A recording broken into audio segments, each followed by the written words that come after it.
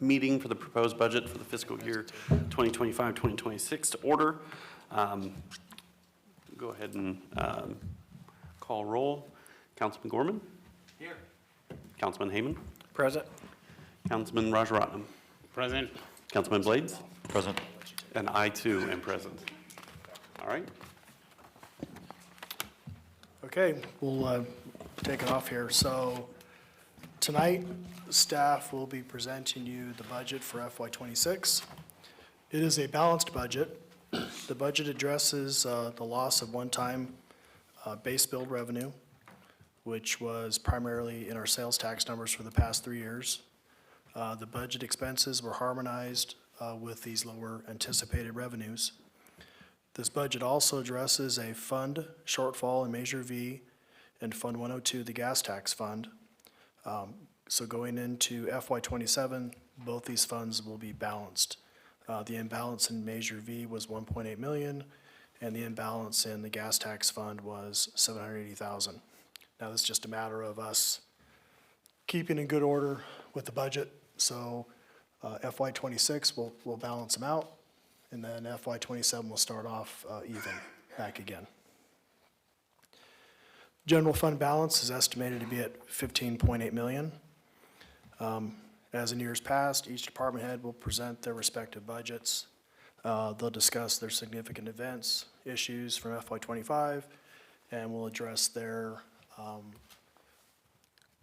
projects and things they wish to accomplish goals-wise for FY26. So we normally present in a certain order, starting off with Kelly, with finance, with basically an overview of the budget. It's council's prerogative on how you want to address questions as we move along. You can ask questions as we go. You can ask questions at the end. I recommend that you ask the questions as we move along. If it's something that we haven't gotten to yet, the department can say, yeah, we're getting to that here in the next couple slides. That way you don't forget questions you might have, because we do have a couple of our department heads that tend to go a little long. And so it's kind of hard to keep in memory. That question from slide 2 when you hit slide 55.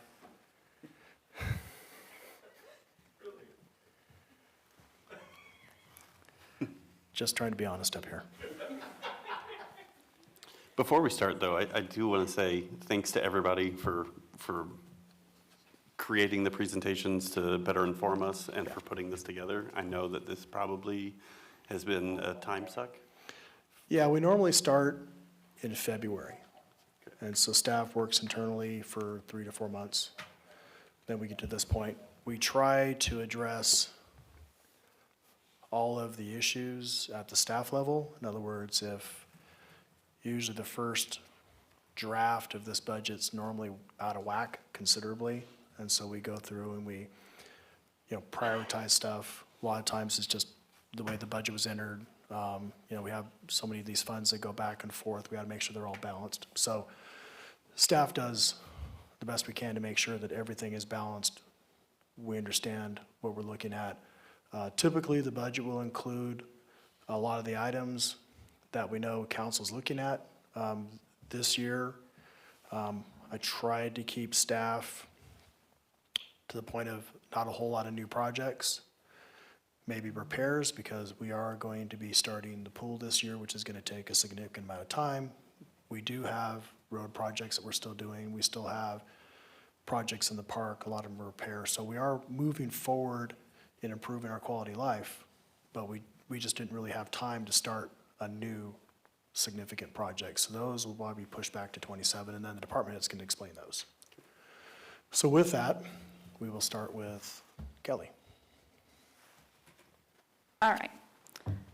So welcome to the proposed budget for fiscal year 25-26. Our agenda, we're going to go over the proposed general fund budget, the overview of major revenue sources, Measure V budget, Measure P budget, staffing review, and then we'll go into the department presentations. We're going to start with police, and then finance, economic development and admin, information technology, Parks and Rec, and then closing with Public Works. So, for our proposed budget for the general fund, we have a proposed revenue of $22.3 million and expenditures of $20.9 million. And this is just an overview of the sources of our revenue. So, say what? Aaron, we can get you copies of these Yeah. things. I can. That'd be easier for you. Yeah. All right. So property tax accounts for about 15% of our revenue. Sales tax is 19%. The Measure V sales tax is 27%. Franchise fees is 6%. TOT is 8%. Other taxes is 1%. Intergovernmental 5%. Licenses and permits is 2%. Use of property and money is 3%. Service charges is 7%. Transfers from other funds is 5%, and other revenue is 1%. And the general fund by department, police services takes up 45%. Community development is 9%. Public works is 3%. Solid waste 1%. Parks and recreation is 15%. Interfund transfers is 8%. Non-departmental is 3%. The legislative is 3%. City manager is 4%, and then finance and IT is 9%. Okay, and the by use type, so personnel accounts for 51%, services is 25%, materials is 5%, capital projects 6%, ISF allocations 4%, debt services 1%, and then other financing uses is 8%. So the majority of our revenue comes from property tax, transient occupancy tax, franchise fees, and then our sales tax, which we have 3. We've got the Bradley Burns, the Measure V, and the Measure P. And this is a history chart of our major revenue sources. The green bar is what we are anticipating for this coming year. The light blue bar is the estimates for this year, and then the orange is last year, and then what we actually received last year, and the dark blue is what we received in FY23. And this is just a breakdown of how the sales tax works. Yeah, if anybody has any questions on this.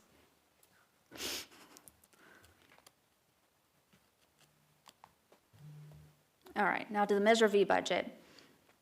So we're anticipating a revenue of $5.8 million. Police department is going to be using $3.3 million. Public works, $392,000. Streets, $2 million, and capital projects is $530,000. We had a carryover from FY24 of $1.9 million. We're estimating that we're going to receive about $5.7 million. We've used all of the reserves from Measure V, and we have estimated expenditures of $9.5 million, leaving us with an ending balance of negative $1.8 million. The positions funded by Measure V is 18 police department employees, 1.13 public works employees, and 7.54 streets employees.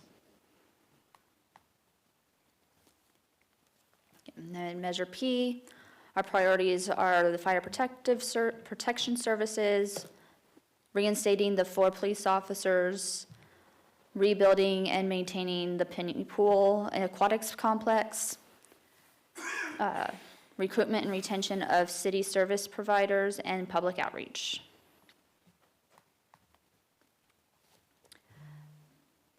Measure P budget, we're anticipating $5.8 million.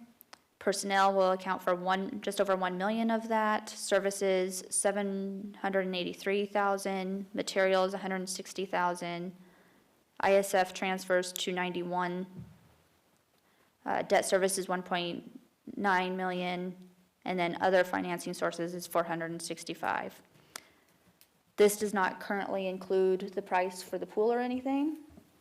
It does have the bond payment for the pool, but not the actual project for the pool yet, because we'll have to bring that back to council once we have the bid.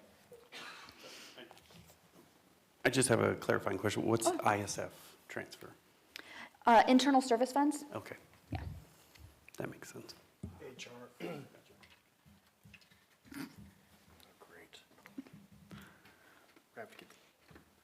We have to adjust the budget to include that in there. All right, yeah, it looks like we need new microphones. Matt, you're always asking for something extra every year.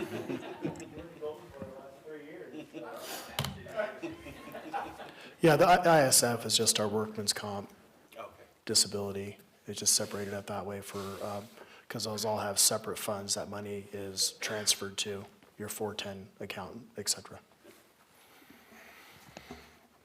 All right, and carryover from last year was 3.8 million. Our estimated revenue for this year is 5.7 million. We did not use any of the reserves from Measure P. The estimated expenditures for this year is 2.9 million, leaving us with a carryover of 6.6 million, which will be used for the pool.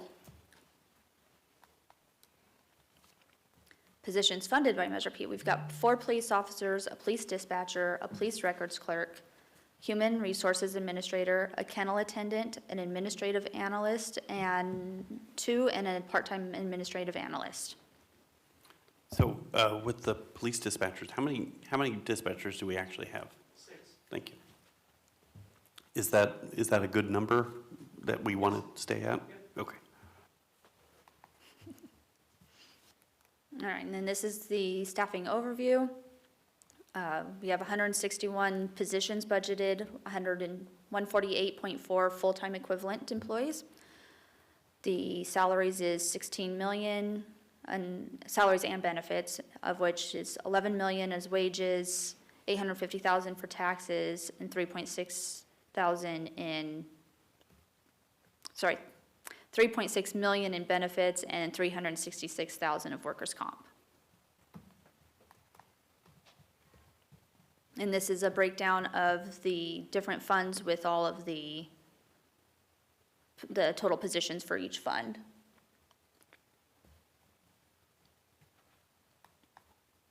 Oh.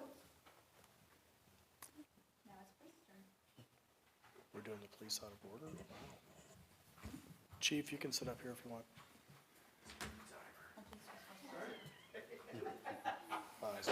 Do it right now.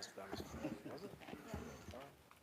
Katie, can I ask you some questions from this? So when you go to page 2 of this budget worksheet, item 4401, Zion interest revenue, 300,000. So we plan to invest with Zion, is that what I can interpret in here? Oh, the Zion interest, yes, that's our interest on our, for this particular purpose, on our general fund reserves. We have them broken up into 2 areas. We have LAFCO, which is the state investment fund, and then our LAIF, I'm sorry. LAFCO, I don't know why I'm stuck on LAFCO.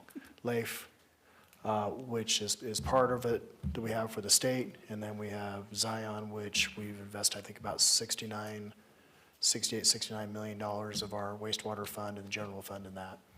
And this represents a very conservative number on what we're going to receive in interest on those bonds. Oh, thank you. And 4570-102, administrative overhead allocation, 248,571. So we jumped from 93,833 to 248. Which one are you looking at? 4570.102, same page. Oh, the streets to 102. So that is, oh, that's overhead allocation. So we get these numbers from a consultant that does our cost allocation for each department based on how much of the services they use. And so this was the Fund 102's share of our admin, HR, workers' comp. Some years back, about 8 years ago, we had an issue with our overhead fund. We did not pick a direction, we were all over the map. And what we were experiencing was, as you do your overhead for your coverage of HR and all that stuff, we would budget that money for that year. But what would happen is at the end of the year, when we close our books, if we didn't do a project or spend the money, we were having to make up that overhead the following year as a deficit. So 8 years ago, we hired a consulting firm to come out, and they help us every year with our overhead, which we believe in, that is, makes us legal in what we ask for, but it's always a year behind. So we never have to true up. So these numbers actually reflect activity from the previous year. Oh, okay, So some years are higher, some years are lower, okay. but they all average out over time. Okay, the only reason I asked is because it jumped from 93 to Yeah. 248. That'd be because we had a lot of activity that last year Oh. in FY '24. So these are the funds, like in the Fund 110, there's a certain amount of money that we have to keep in those funds. Because there's a general rule that for like all of our liability and workman's comp, they want us to have enough money in reserves that if everything's due at that same time, we have money to pay for it. And so that's where we keep this money at to pay ongoing costs and then future costs for liability. Okay. And item 4903.204, refund other miscellaneous refunds. 4902.204. 4903.204.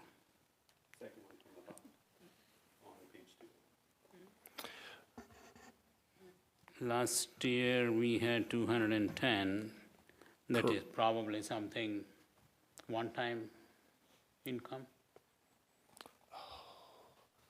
So I believe that was a payment made to us for a refund on something. We don't budget for those to come in because you never know Okay. on those kind of things, what we're expecting.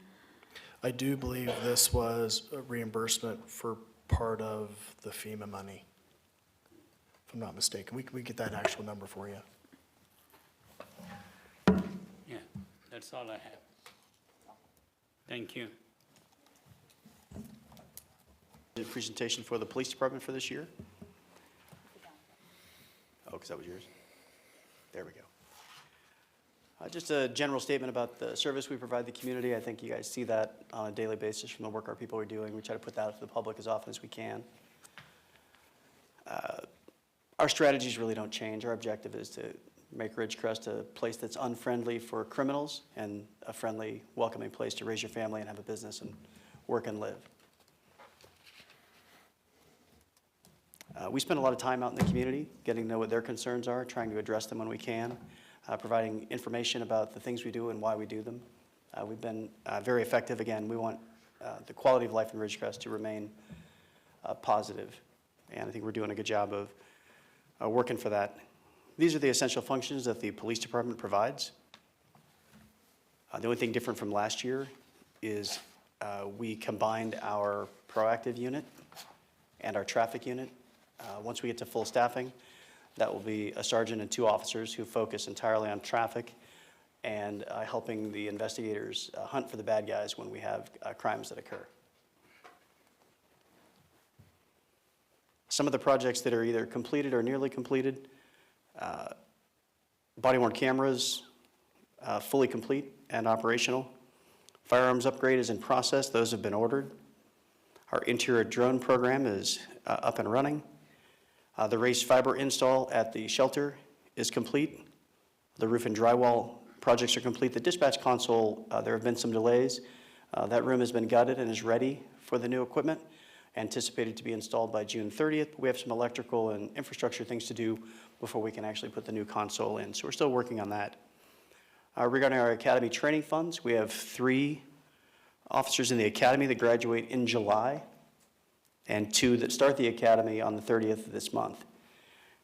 The nice thing about those 5 recruits is they are all from Ridgecrest, which is one of the things when I talked to you before, our goal is to try to recruit from Ridgecrest so we improve our retention by having people who already have history and ties with our community. And thus far, we've had good success doing that.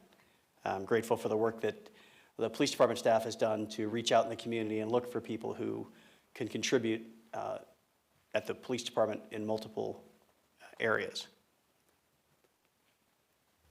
This is a current staffing authorization. The only increase from last year is the additional 1 sworn officer. Again, our goal is not necessarily to always have that position filled, but to give us an extra position for when we have openings to try to get people through the academy. Because as we spoke of before, it takes about 1 year from the time we hire you until you can be a solo officer and contribute in a solo operation as opposed to with a training officer. We currently have 81 volunteers, which is incredible. It shows you what the volunteerism is in this community. You can see when we do the big events, the Grand Prix, the fair, we really have a lot of good folks in this community that continue to volunteer for us, and we're very appreciative of that. We do have 3 open positions. We have 2 police officer positions and a community service officer position. The community service officer position is open because we're able to cultivate somebody who is from Ridgecrest through our volunteer program to be a CSO, and now they'll be one of our new police officers. So we're using that as a training ground to make sure people are the right fit for what we're looking for the service that we provide. This is a breakdown of the sworn and non-sworn positions. You'll see, don't worry about trying to read the writing. We just colored it to make it easy. Sworn positions are blue, professional staff folks are in the tan. That's just an idea of full-time employees within the police department. So there was conversation at one point for you guys to get people just to drive people to the prison. Those are our community service officers. Okay. Their original goal was they would take off calls that didn't require a police officer. For example, a theft that occurred a few days ago, things that aren't immediately have a life-threatening component or a threat to the public. However, with the close of the jail by the Sheriff's Department, they have largely become transport officers. In a later slide, you'll see that we've done over 700 transports this year, 600 something of which were all the way to Lerdo, which is about a 4-hour round trip on a good day, sometimes 6. Wow. This is an idea of the statistics for 2024. 34,000 calls for service, or excuse me, incidents. 23,000 of those were calls for service. The remainder of those calls are business issues and things like that, calls that come into the front desk. Our officers did 11,000 self-initiated contacts.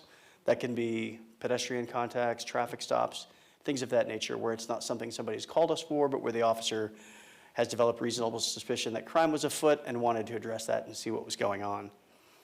Of those 23,000 calls for service, we made about 2,500 arrests. And noteworthy is that 682 of those were drug-related. As far as collisions, we had 74 collisions, which is actually pretty good for a city our size, at 1 collision, essentially 1 a week. So that's pretty good. We have 63 calls for service. Today, I think we're up over 70 already, so some days are much lower. Today was fairly busy, so we're up over that number. It's nominal, but there is a 1% increase in officer-initiated activity from 23. I anticipate that number to be greater for calendar year 25, because we're really trying to get the officers to be out looking for trouble before somebody has to call and tell us it's there. And some of that has to do with staffing and our ability to be proactive versus reactive in some situations. So we continue to work on that. Our arrests and those that are drug-related have increased.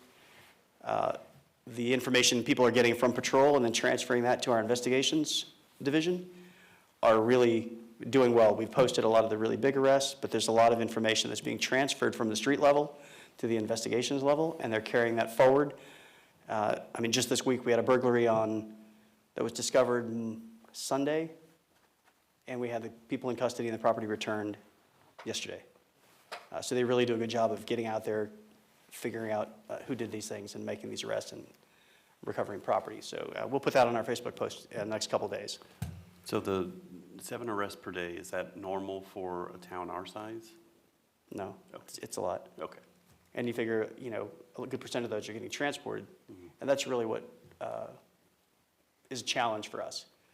Because when we don't have a CSO working or we have multiple transports, sometimes our officers are tied up for that 4 or 5 hours, so we don't get them here doing proactive work. Once we reach full staffing, which I think hiring local people is going to help contribute to that, we should be at a better position where that won't be as big an impact. And then we'll continue to try to work with the Sheriff's Department for ways to mitigate that, but so far we've not been successful in getting any changes. This slide talks about crime. I'll spend a little bit of time on this slide. You see that there's 2023 UCR and 2024 UCR. UCR actually doesn't exist for 2024. The government changed from the UCR, Uniform Crime Reporting, to CYBERS. What I wanted to show by adding the 2024 UCR is if we kept the same tracking, that is what the difference would be year over year. Now for this year, the CYBERS number is in the third column there, and that's a number that we will compare year for year, 24 to 25. But I wanted you to be able to compare apples to apples as opposed to totally different criteria for reporting. So we broke out what it would have been if we were still reporting in the same manner. So you can see that crime is fairly consistent, you know, a few percentage point. The robberies are up 21%, but that's 14 to 17. So we're still not talking about, you know, rampant violent crime. Gives you an idea of our crime trends. Year to date, for the Q1 of each year, we're actually under for Part 1 crimes this year by about 100. Traffic collisions are up about 3%. But again, we're talking about a fairly small number overall. We have increased our traffic enforcement. We're occasionally trying to get the motorcycles out on a part-time basis until we can get the community response team up, where they will be more focused on traffic on a regular basis as opposed to just on overtime and special events. So we'll continue to work on that to reduce these collisions even more.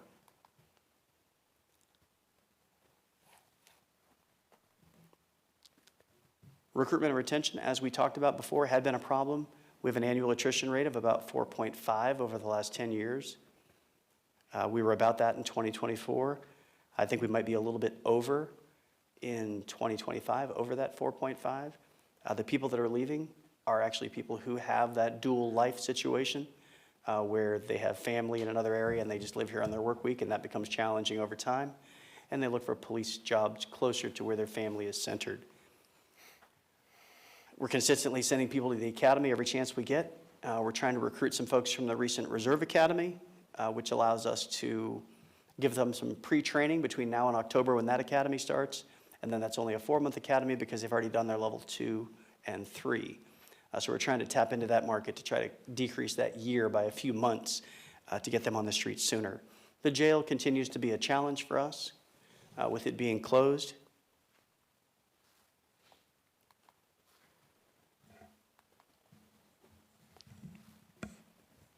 Kevin's up there making sure we keep this thing going. We probably didn't touch it soon enough. Thank you, Kevin. We'll deduct that time from your That's right. session number. Travis, can I have to stop the timer for a second there? You can see we did 720 transports last year.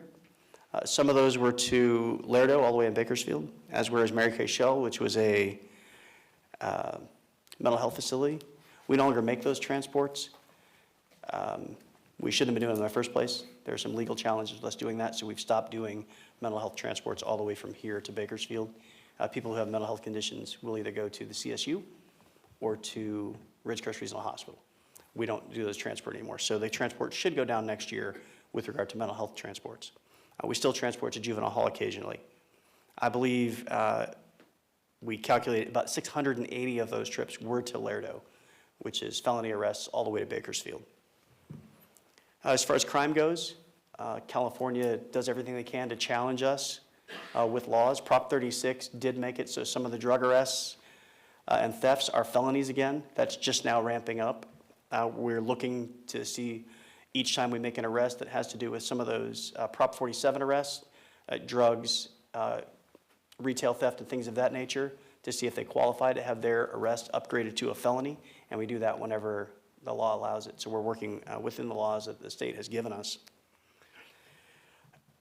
I don't know that the Kern County Sheriff's Department is ever going to open the jail. They're trying to get local people, but they have the same challenge we do. People in Bakersfield don't want to commute to Ridgecrest to work there, so the sheriff has assured me that he'll continue to make efforts to try to find local people, but they haven't been successful yet. So we'll keep trying to work with them and seeing if there's anything we can do to contribute to their success to get that open, because that would get us a lot more man-hours on the street, keeping our officers away from these. I mean, if you do 680 times minimally 4 hours, that's time lost on the streets of Ridgecrest, and we would like to recoup that. Councilman Heyman, did you have a question?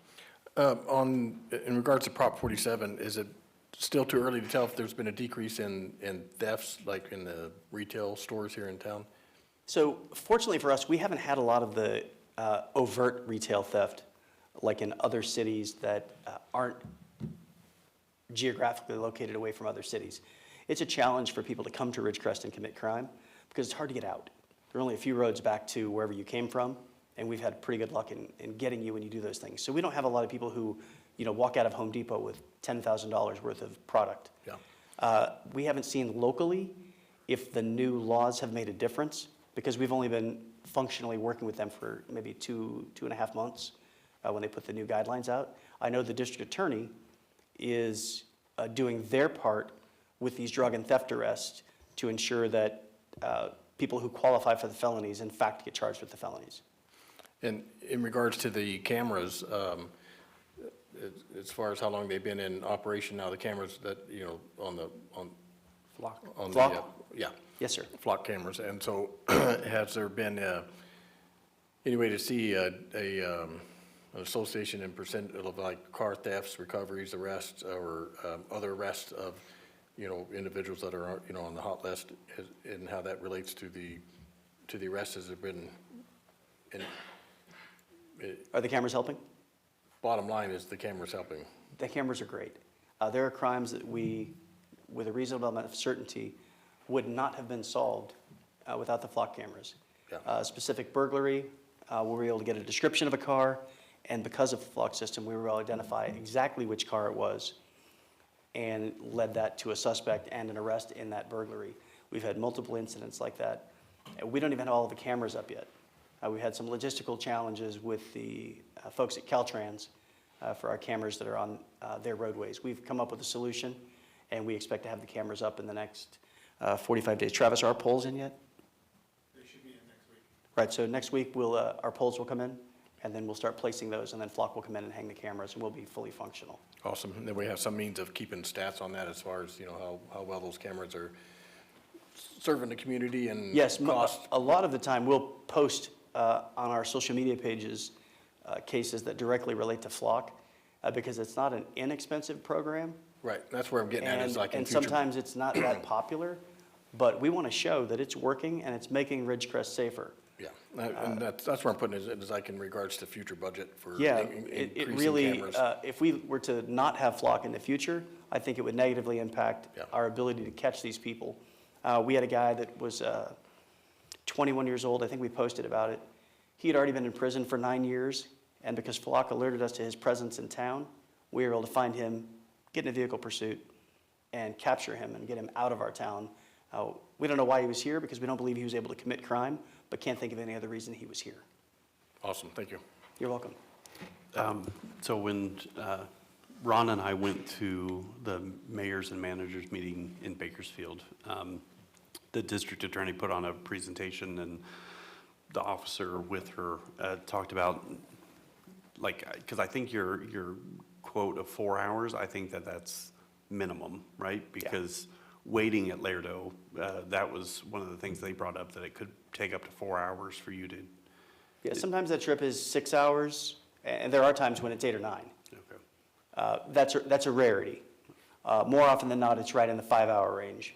Okay. Yeah, I just didn't know if that was something that y'all were dealing with, because that seemed to be one of the major sticking points with the officer with the district attorney, was the wait while you're there. Yeah, we don't get any priority because we came a long way. We get in line just like everybody else. So if there are 6 people arrested ahead of us, we're number 7 in line. There's no mechanism to say, hey, you guys had to drive 2 hours, let us get you through. That'd be lovely, but we haven't been able to achieve that yet. An easy question. When you go to Bakersfield, you go by way of Tehachapi Highway 58? Yes, sir. In a year and a half, perhaps 2 years, they'll begin a 3-year effort in ripping up that highway from Keene through wherever.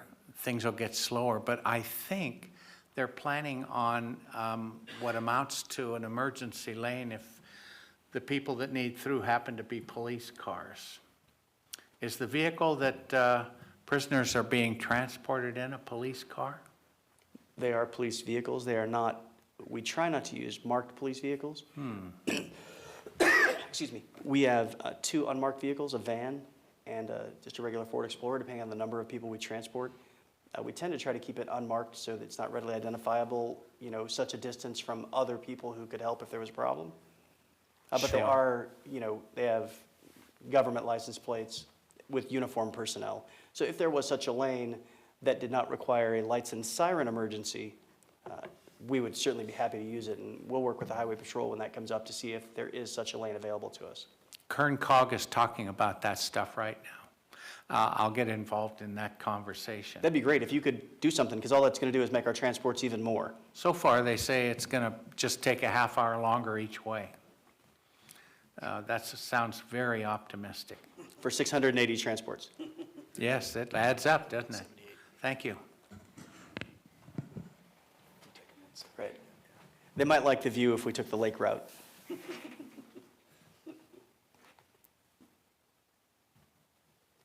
Our goal is to keep doing a lot of what we're doing now. We want to keep our staffing and recruiting aggressive until we can achieve full staffing. We'll continue to use sit-in operations, which is a statewide budget as a result of AB 109. That budget has about $1 million in it. We try to have a sit operation in Ridgecrest every other month when we can. Other cities have them as well, but that's completely funded by those state funds. We're reimbursed for all of our officers' time, so we try to use those as much as we can. We try to do directed enforcement where we know things are going on. Again, that's our investigators. They get out there. If somebody says there's drugs being dealt, they go do surveillance and some other surveillance techniques to try to determine if it's true, get search warrants, and you've seen some of the posts where we're able to get a large amount of drugs out of our community. We're trying to get our SROs more involved at the school level. Right now, because we have staffing, they sometimes come out of the school to help us with things in the community. Our goal is to get them more time on the campuses, engaging with the kids, and less time helping patrol. So our goal is to do less of that in the next school year. Flock, again, has been a great tool for us. Once we get all of the cameras up, we think it'll be even more beneficial. It really is, you know, especially the 4-way at Bowman. When people come into town, we know which way they went from there. And we're able to really use that as a good tool. We work with other agencies very well. As I've stated before, we have the Regional Crisis Response Unit now that involves 7 agencies from throughout the county to help us pool resources for critical incidents. We're grateful for their participation, and that's been going well as we've ramped that up. Our involvement in outreach in the community, we're everywhere. Pretty much anywhere the community asks us to be, we make every effort to be, whether it's a speaking event, just showing up, if it's watching a few innings of Burroughs baseball because they made the second round of the playoffs. We were there this afternoon, just supporting our local high school. We want to be where people can ask us questions. People won't always ask us questions by coming to the office, but if we can meet them at a coffee shop or at a baseball game, they might say, hey, I have this concern or question.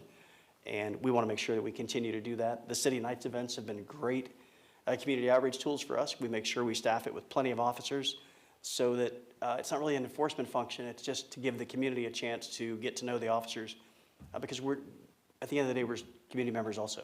So I want people to know the first name of the officers, not just officer so-and-so. And we've made good inroads for that. And then you'll see in this budget, we've increased our training to catch up for training that we've missed over the years. I don't know if we'll be able to get it all done just because of timing and staffing, but we're going to make every effort to try to catch up on our training. Looks like we're up to about 18,000 followers on our Facebook page. We get incredible engagement to the tens of thousands sometimes on our posts. So we like that, being able to know that. We've essentially merged our PACT and CERT folks. There was some overlap in what their duties were, so we've combined them to make them stronger as a single group, although we'll still have the people from CERT who are eligible to respond to countywide emergencies based on that subtask within the PACT organization. That merger is going very well, getting those two groups to get on the same page. And again, that helps us. There are times we have collisions and things like that where we need people immediately. And now instead of calling two groups, if we run out of one, it's just one contact and we get people to come out and give us a hand. We'll continue with our school resource program in coordination with Sierra Sands. Our Explorer program is thriving. I think we have about 10 kids in there now. Our goal is to convert those to police officers someday. They're not old enough yet, but we'll keep our fingers crossed that we can cultivate that. Our chaplain program is great. Certainly when we have tragedies that occur within the community, we make the chaplains available. We try to have an open house every year. We're trying to see if we can get one scheduled for this year. It's a busy summer. We have a lot of events. We're working on getting more events. I'm working with Public Works and the Visitors Bureau to try to bring some more racing to town, some racing that maybe was here before and left, and we're trying to get it back. We've got some meetings scheduled to try to help do that and be a partner with them, using police resources to keep those events safe. We continue to have people on the Women's Center of High Desert on their board, and we work closely with them when they have needs, fundraisers, and things of that nature. We're trying to do more coffee with a cop, chat with the chief, as many of those things as we can. Community meetings, like I said, any community meeting we get invited to, if I'm available, I go. The only time I don't go is if I'm out of town. Some days I work 6 and 7 days a week because that's what the community expects of me, and I'm happy to do it. If I'm not available, somebody from our staff is available. We really have good people who just have great interest in being servants for Ridgecrest. The Citizens Academy we haven't had since I've been here. We're going to try to get that up for 2025. We'll see what the interest level is and our ability with our staffing to make it a worthwhile event. PACT worked, this says 7,600 hours. I think they're close to 10,000 hours last year when you look at PACT and CERT together. They really do an amazing job. They're the value of, several full-time employees in the work that they do. And the value is that, we may only need them in mass 3 or 4 times a year, but we don't have to have employees to be able to do that. So they really are an incredible group of people. Our reserves, we're trying to get some reserves on board. One of our dispatchers just put herself through the Reserve Academy. So hopefully she'll be a reserve for us soon. We have another one in background and a couple more who have applied. Our reserve program, with just 3 that we've had recently, still put in over 1,000 hours of work. So our goal is to get a little bit more of that next year. You'll see that our overall budget is about $9.5 million, and we break down the material, service, and supplies as a big chunk of that. Is fuel part of that supplies? Fuel is part of ISF fleet. Okay. And, fuel costs are obviously variable. I think there's some new fuel tax coming, so that'll probably go up. Kelly covered the Measure V funding, where it goes, as well as Measure P as far as staffing goes. Thank you for covering that. Some things we're working on for this year, 3 patrol vehicles. We still have some vehicles that are pretty old and run down. Our animal shelter needs cameras. That camera system is going to cost about $60,000. Also out there, we need a sewer upgrade. And then it's not on there, but another $25,000 because our inverters need to be replaced on the solar array. So we caught one, so we're just going to replace all 4 because we just figure if one fails, like a light bulb, just change them all, because we don't want to lose out on the offset we get for the electrical bill out there, which is significant. We're continuing with Flock. The police department will get an overall $25,000 upgrade to its electrical system. When they built our building, they decided that one outlet every couple of offices was going to work. We need a little more power than that today. That worked when we still had manual typewriters. Well, yeah, but you had to go to pick up a phone to get a call. True. On a telephone pole. We have Lens Lock, which is new, the body camera program, which is also going very well. We've had a couple of complaints from the community that were able to be quickly resolved by saying, hey, we'll go check the camera. And it turns out things are a little bit different than what they were. So we're grateful that you guys authorized that. It's been a good program and certainly helping us on the evidentiary side as well. This year we're looking to add, we have interior drones, which are designed to be flown indoors only. They have limited capabilities. This year we'd like to add exterior drones to assist us with essentially force multiplication by putting a drone up, for example, when we have a perimeter that frees up 2 officers that don't have to be on the other side. Because if somebody does take off running, the drone can track them until the officers can catch up.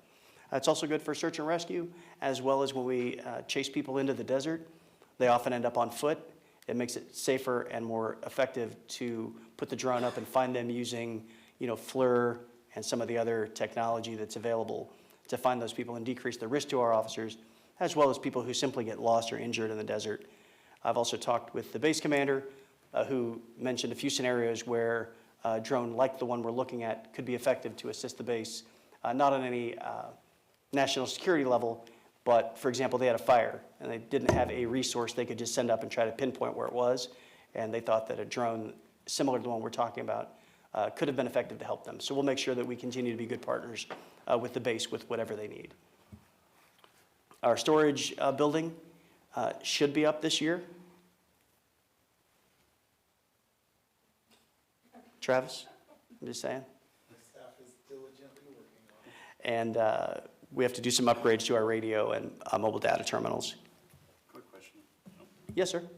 So for the drone operator, are they going to be licensed by the FAA? Yeah, they'll be Part 107 licensed. They're both working on it. We have an officer and a professional staff person as part of that program to start it up. We may branch out a little bit, but right now the best practice is each one has their own equipment, so they're individually able to go.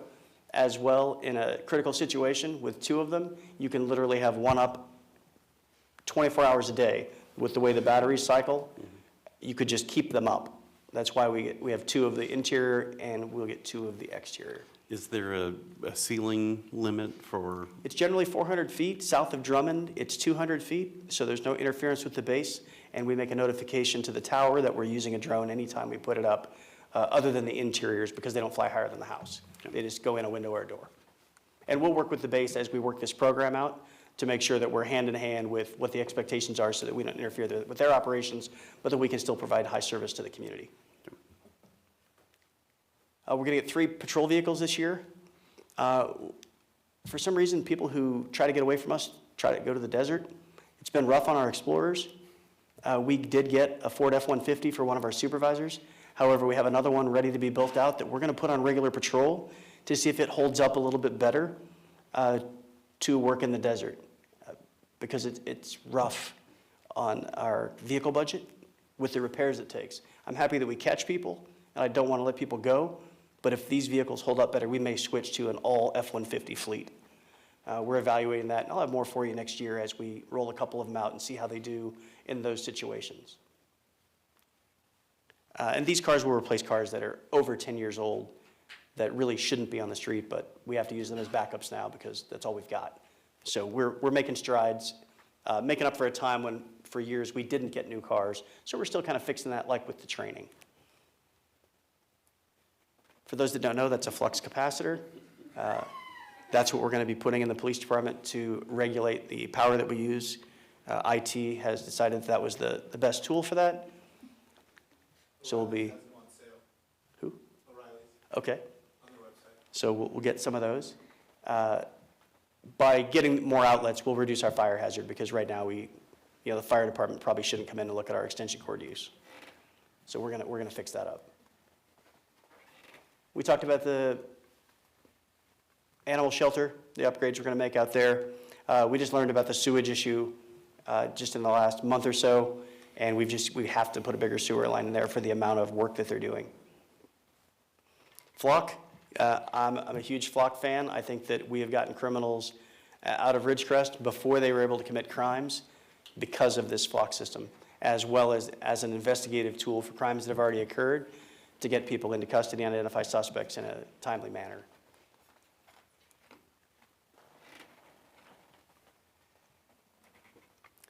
This building that Travis's folks are going to build for us in the back will give us more storage room for our evidence. Right now, they're in a fairly small building in the police department. It will also get our emergency rescue vehicle out of the sun, as well as our side-by-sides and our police motorcycles. Right now, we have no place to put those things. They're actually stored in our houses in some instances to keep them out of the sun from deteriorating. So that building will be a huge benefit to us, and we're grateful for the Public Works folks that are going to get that squared away for us. The exterior drones, like we talked about, they're a good asset for those indications, as well as with our crisis response unit. And when we go to incidents that rise to a higher level of risk to the community, the drones will again be a force multiplier and give us a view that we wouldn't otherwise get. LensLock, that program is going well. We're happy to have the cameras out. The car cameras just got finished up this week. They were missing an antenna, so the manufacturer came out and finished those up this week. So we'll be up and running as soon as we get the SD cards, the data cards from AT&T loaded into them, and they'll be up and running. And that's it. I'm happy to answer any questions. Were you guys still looking at doing Verizon and AT&T to maximize coverage? Yes, if I recall correctly, we're going to go with Verizon in the new setup, and we currently have AT&T, so that because we're using a cradle point, it should be able to use whichever card is getting signal. Yeah. So that will help our signal issues. For example, when we go to assist in Trona, it will help us stay connected and know where our officers are. Okay. Travis, there may be a question by Lydia. Oh, yes, ma'am. Hi, Chief. Thank you for keeping us safe. You're welcome. I really appreciate that you have the LensLock. I think that's a great program. I'm a little concerned about the flock system. You mentioned that there wasn't an incident called in, but there's people in the community that you've found and deterred them from being here. I think the miscommunication might be, there are calls for service when somebody calls either our business line or 911 and reports an emergency. When I say that we found cars that were needed to be addressed, these are cars that are wanted for violent crimes or are stolen. So Flock is designed to alert us to a car that's been entered into the stolen vehicle system or is associated with a violent crime. So it tells us, hey, this stolen car just entered your city. The reason that's important to us is those folks probably aren't coming to shop at our stores. So we want to try to find that car before they commit a burglary at somebody's house or at one of our retail establishments. So we don't use Flock. If you read our policy, it has to be associated with a criminal investigation. So we don't randomly look at Flock to see, where Travis goes. It's not like that. Okay, so there's like police scanning of license plates and then. it Flock alerts collects you. data, Yeah, and we use that data when it's associated with a criminal investigation.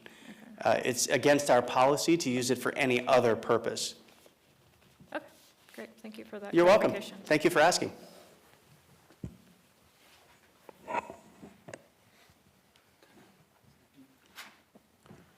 Chief, thank you for your presentation. It's a wonderful presentation. Really appreciate that. You're welcome, sir. I can, without any doubt, say you are a great addition to our staff. Since you came, we have seen a lot of improvement and a lot of community involvement. So you do a great job on that side. So Thank really you. appreciate that. You're welcome. So I have one question on the numbers. Uh-huh. Maybe city manager probably. Page 19, What's the account number? 5309, other capital. So 350,000. So that I'm presuming is for That- Flock. That's for the building, yes. And that is not general fund money, that is police impact money, which is what that is designed for. It's designed for the expansion of police facilities and capabilities. Because the PD has such a small footprint, when they built the building, we have no storage for anything. So the use of those funds is appropriate Oh, under that regard. So we started out, I think we budgeted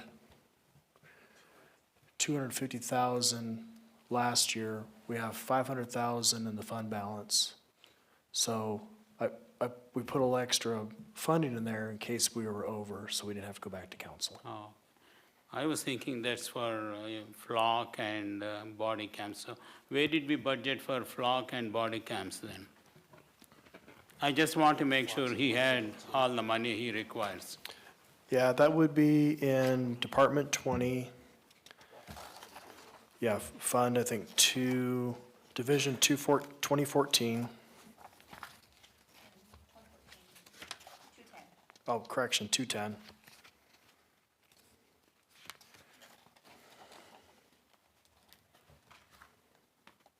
Because they would need around 250,000 for flock and body cams, I think, every year. Correct. Yeah, but body cameras are 172,000 this year as a result of startup costs. We expect that to be, for LensLock specifically, that'll go down to $84,000 for the next 4 years of our contract. And then there's maybe $25,000 in the cards from Verizon. So there's a little bit of an additional cost, but the 172 is just the startup to get everything going this year. Yeah, I just want to make sure you have that money in the budget. though, Yes, sir. It's, so- LensLock is out of our Prop 172 money, and we're looking for exactly where the flock is. But like Ron said, our budget's balanced, so we do have all the funding we need to continue to provide the service that we have. Our goal is actually once we get people trained to the level that we want them to be, we should be able to actually gate back our training budget. Right now, we're just trying to get caught up to where we probably should have been earlier, but between budget, staffing, and things like that, we weren't able to be there. Our goal is to get there and then reduce our training budget to probably quite a bit less than it is now. Ron, we don't have to look now, I mean, just want to make sure they have that money, so, Yes, it's in there. It's actually in investigations. Looking at, I was going to say. 5107315.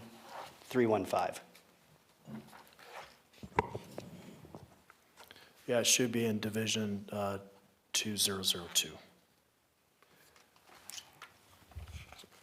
So I have a question, Chief. In the prior budget, we had talked about the PD having some other equipment for like shields and for active shooter type incidents, that kind of thing. Has that been We have a acquired? couple of old shields. Shields are very expensive, $10,000 each for the rifle-rated shields. But what we did do is we did send 2 officers to active shooter instructor school. So our staff will be trained, I think we have our official training in July, where we'll use a school that's closed for a more realistic type incident. The old shields work. They're a little bit heavier, but we're okay with that for now. Okay, that's what I We was just, wondering if we we just couldn't needed- prioritize the shields this year because we have so many other things going on. But certainly down the road, getting new, lighter, Yeah. new tech shields would be great. But a lot of times in these active shooter things, it's going to be 1 or 2 officers, and a shield is probably going to be cumbersome. When you look at these incidents of active shooters, they're usually over within about 7 minutes, and rarely is it going to be, a SWAT operation. It's going to be a couple of cops who go in and make every effort to eliminate the threat. Realistically, we're probably not taking a shield in a 1 or 2 person operation. Gotcha. But our goal will be to have them, because there are situations outside of active shooter where they do offer additional protection to the officers, but we couldn't prioritize that this year. Okay, I just want to make sure if you need it, that we, Thank you, I appreciate that, and certainly if it becomes a bigger deal, we'll come back and we'll ask, but, there's only so much money in the bucket, and we want to try to be responsible. So, Yeah, everybody does. Everybody who's on patrol is assigned a bulletproof vest, and many also have a rifle-rated vest. But again, I've only been to one incident that we thought was an active shooter. There was somebody shooting, but it was not on purpose. We didn't even put our plates on because we just wanted to get there and deal with the problem. so I had a question on page 29, and this is under the Prop 1172. It's 5107.3. What department and division? Department 20, Division 2010. What was the account number? 2010. 517, or 5107.3.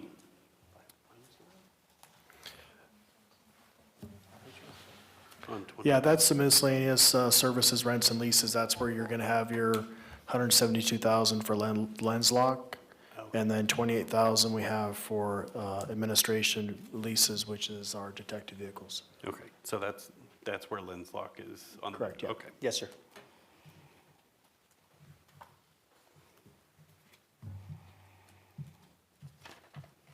Anyone else have any other questions?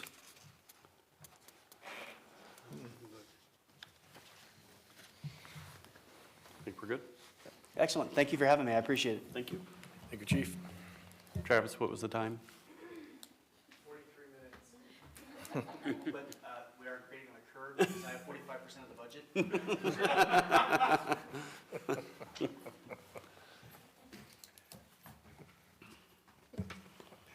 Travis is already quick. That's more departments. More departments.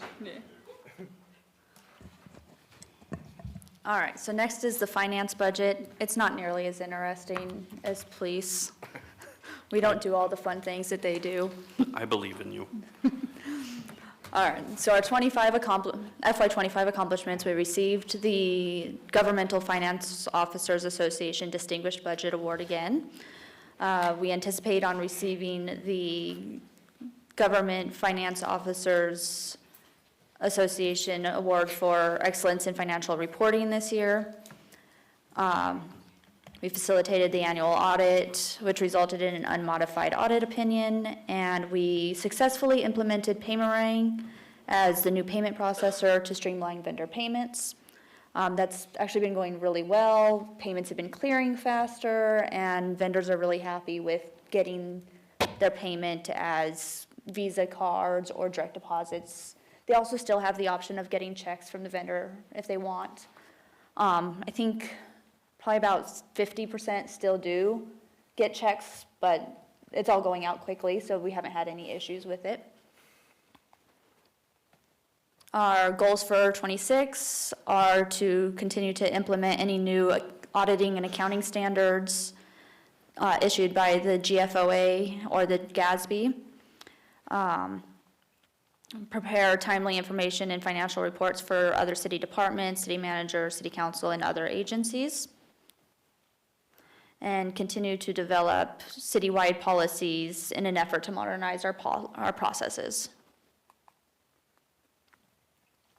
For our budget, $470,000 for personnel, $247,000 for services, $20,000 for materials, for a total budget of $738,000. And that is all. Do you guys have any questions for me? Just real quick, Kelly, when you talk about modernizing your processes, if you guys, are you looking forward to any new software or implementing any kind of new? So this year, we're not looking for any softwares. We are looking in the future of implementing a new ERP, but that's going to be a long process. And at some point, I'd like for grant tracking software, because we don't currently have any software that tracks grants. But this next year is a status quo kind of year, and just working on continuing and keeping things going. Understood, and I think you're doing an amazing job. I should have led with that. I think you're doing great. Yeah, one of the issues we're having with the ERP system, 8 years ago, we migrated to the New World system. Since then, New World is being phased out. So here in a couple of years, we're going to be, forced into a new system. And so, because we are a small, mid-sized city, we're going to have to find a system that will actually fit us. So it'll take a little bit of time, but right now we're okay. Hoping that, we find a system where it might be a little bit easier, more user-friendly, a system that might be around a little bit longer than 8 years. So, So what do you use now as software? Right now, we use New World ERP. Oh, that's what you said. Yeah. So when we implemented, or started implementation, they were their own company, and then they got bought out by Tyler. And it's not a main one for Tyler, so they've been slowly phasing out other softwares that they've purchased. And so we're anticipating, based on what they've done, that we'll probably have 3 years at best. Okay. Because in my mind, I guess I just assumed Quicken books or Excel No. spreadsheets were just No. like the bane of your existence. I do have Excel spreadsheets, but we can't run everything on Excel spreadsheets. Yeah, as a municipality, yeah, we need a little more complex software by law. We, at one point in time or another, we ran off of spreadsheets and it wasn't adequate. Yeah. But I think with the current New World system, our transition to a new system will be much better than previous. Last time it was a nightmare. We lost a lot of data, the system crashed, we spent a lot of money trying to get partial data back. So when we did the first year budgeting in New World, we only had 1 year of data from the previous year, so we lost all of our history. And it just didn't make financial sense to, convert 5, 6 years of that data. We had it if we needed it, if it ever came up in an audit. Luckily, we didn't need it. So, anyway, so probably 3 to 5 years we'll be looking to transition, I would assume. Kelly, are you just using your software strictly for financial reporting? Or is there anything else, like, the reason I ask, I know that not just, where I work now, but like out in industry, they use different versions of ERP to track not just financials, but also asset management, things like that. So our software does have some asset management. It also, building department uses it for their permits and stuff. We use it for business Okay, licensing. that makes sense, yep, So we want to get a software that still helps everybody. yep. Yeah, you want to get something where we, sign somebody up for soccer and it's all in the same system. We're not having to, have separate books for each department. Sure, I'm sure it'll be complex, and I'm sure it'll be quite an effort. Thanks, Kelly.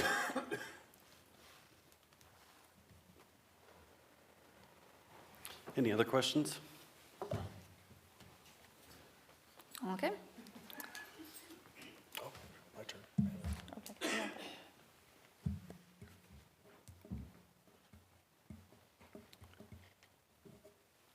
Okay, just a couple slides here on the economic development activities. As we're all aware, we're coming to an end on the $4 billion rebuild of China Lake. We're looking at being completed 2026.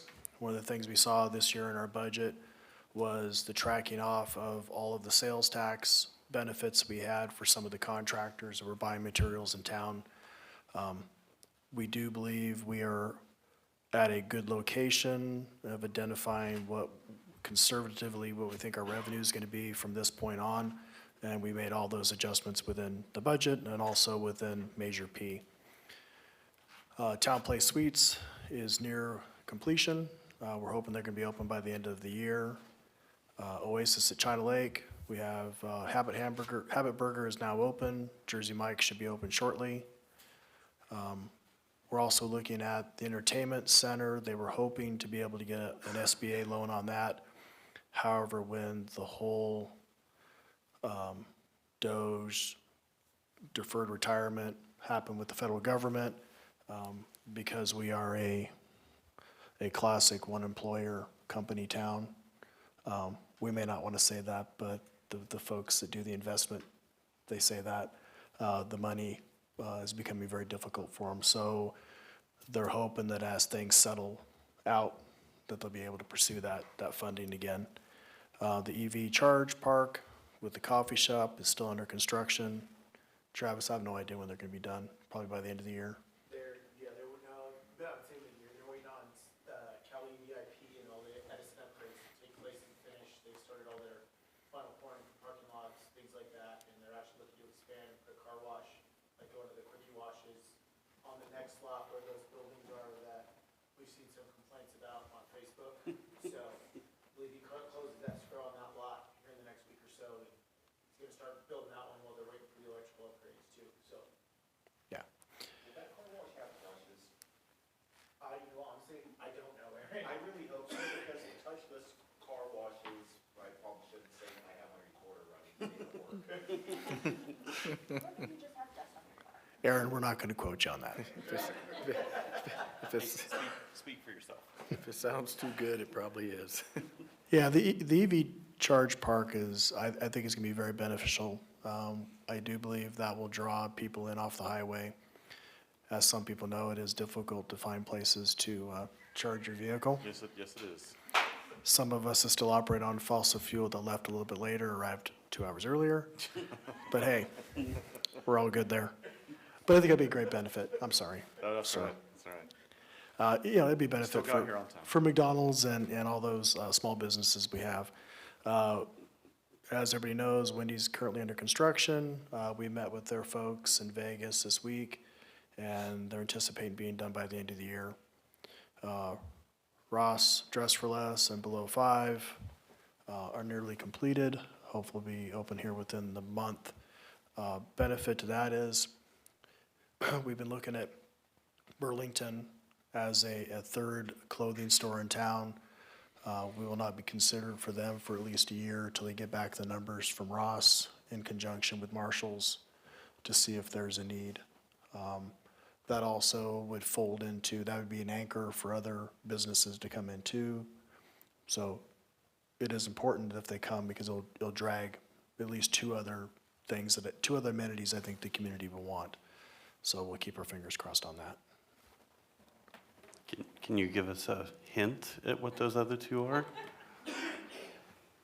Yeah, I can. I try not to because the public is, you know, you say it, next thing you know, right, looking at more Smart and Final and those type businesses. So we'll see. Still working on Panera. I think after this year, we're probably going to drop it off as a consideration because we've been on year 7. They've approved us twice and then unapproved us twice. They are the one spot guy that identifies locations. He really likes the old Bank of America building, but he's got to get his operation folks to buy off on it. So we'll see. I know that Jennifer's going to be sending him some info later this week, and we'll just still keep working on that. Still pursuing the annexation. We had a bill introduced December 23 when McCarthy left office. That basically died in committee with the new Congress. We really didn't have anybody pushing that because once McCarthy left, their staff couldn't pursue anything. And then it took a while for Congressman Fong's staff to get up and running. So we're looking at reintroducing that language here. There has been some, with the new administration, there's a different view on how they vision this to happen. So we're working our way through that. So I'm hopeful that we can actually eventually get that done. Still working on Kmart. We met with the property owners of Kmart. That goes back to the previous conversation with Burlington. You know, if we can get them in, they would be the anchor for that building. Otherwise, right now, I think that building's just gonna sit where it's at for the time being. Yeah, the only good news about that is that it's, we're one of, all across America, Kmart buildings, all of those big box stores were sitting empty. So it was the same story that we heard from every large, like, land property owner, like, yep, Kmart's were sitting empty, just what happens. Yeah. Have you heard anything about the status of our Rite Aid, since most of them are closing everywhere? Only what we read online. But I would assume that if what I read online is true, they're bankrupt, they're liquidating, and I would assume ours would probably close also. And then we'll have empty buildings on 3 out of the 4 corners. That is the new economic reality. I mean, until you either have some level of growth or the community quits purchasing so much online, that is how things go. And some of the buildings are very old.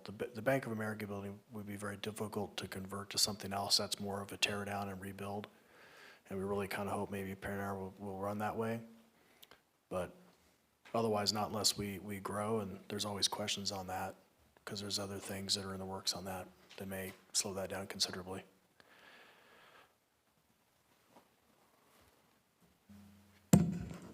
I'll add a little data to that. Denise is on the Friends of the Library Committee. They had a meeting last night.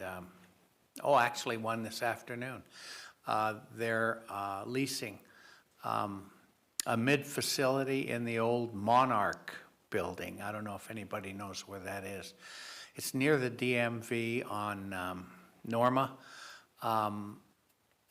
The owner will have an office in that building, and the library will have a presence in about 2,000 square foot to put their books.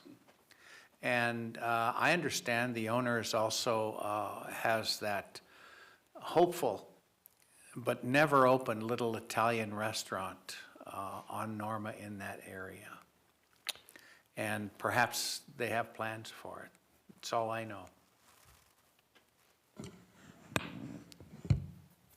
Yeah, I think the one on Norma's fallen through. I think they're looking at the old Mac building now in Drummond. But we'll see.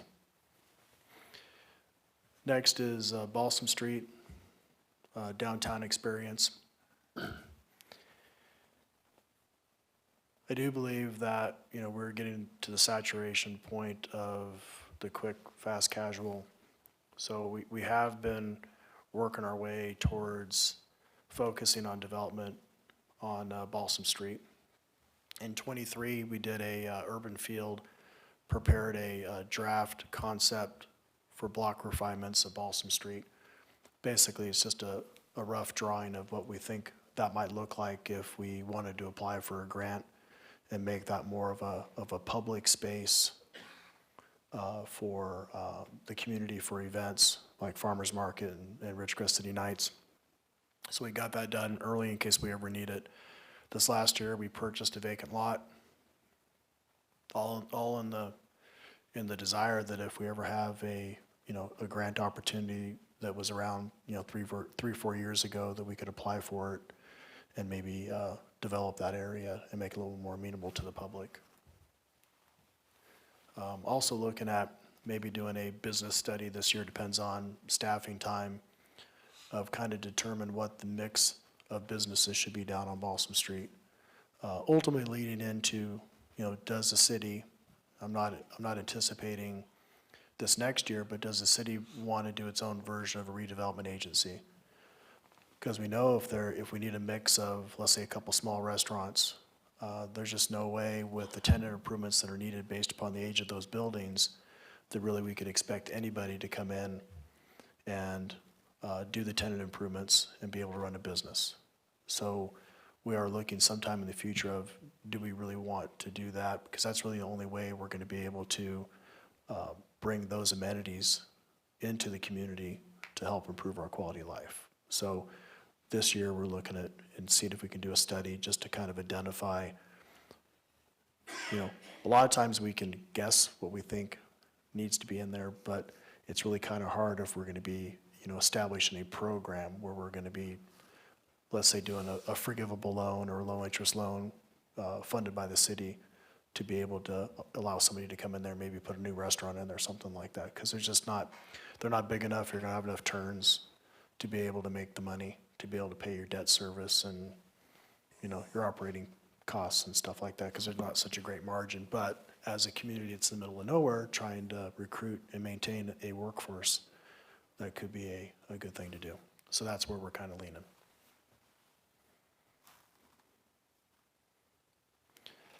And of course, community outreach.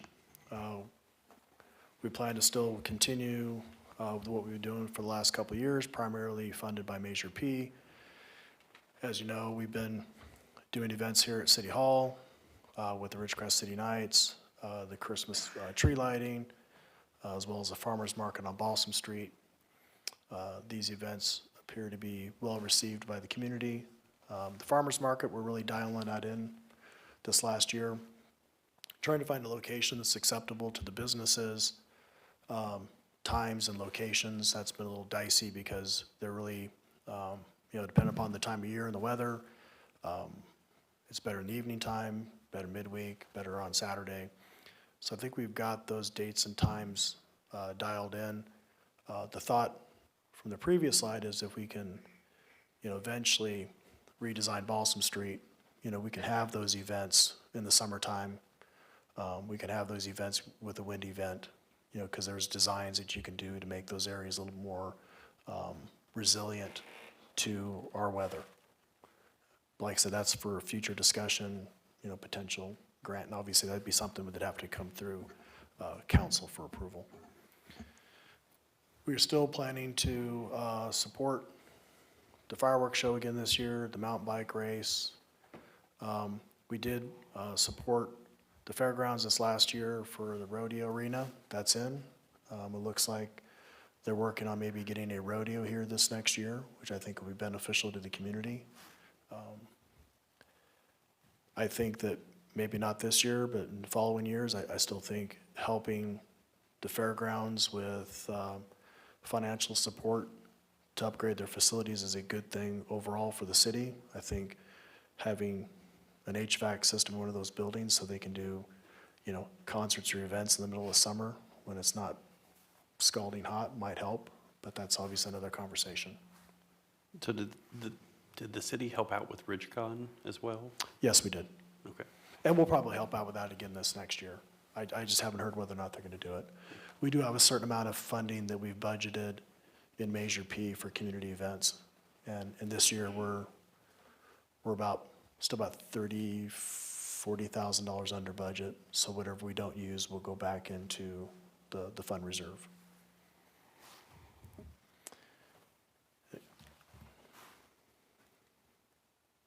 Oh, go back to one other thing. I guess this is where I'd like to talk about Placer AI. We might as well discuss it now because I think that the mayor would like to bring this up for discussion. Placer AI.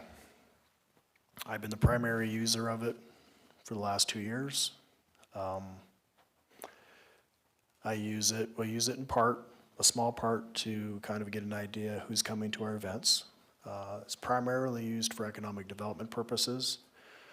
One, to see how our businesses are working, what's our traffic look like, how many people are coming off the highway to our businesses based upon location, whether it's more on the south end, less on the north end. I use this as the ability to, what are we missing? What's our current health?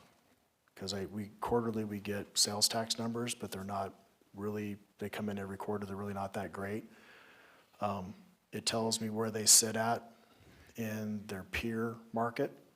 And so for me, I use it as your city manager to kind of keep us, hey, where are we at? What sort of adjustments we need to make? I do know that it's census-based. Whether we use it or not, this information's still out there. I don't really think it may be some apps. I think it's primarily derived from your location data on your phones because I can pick a McDonald's in Maine and get the same traffic data that I can in Ridgecrest. So for me, it's fairly broad. It's not specific. I've not been able to track anybody personally on this. So to me, this is a tool.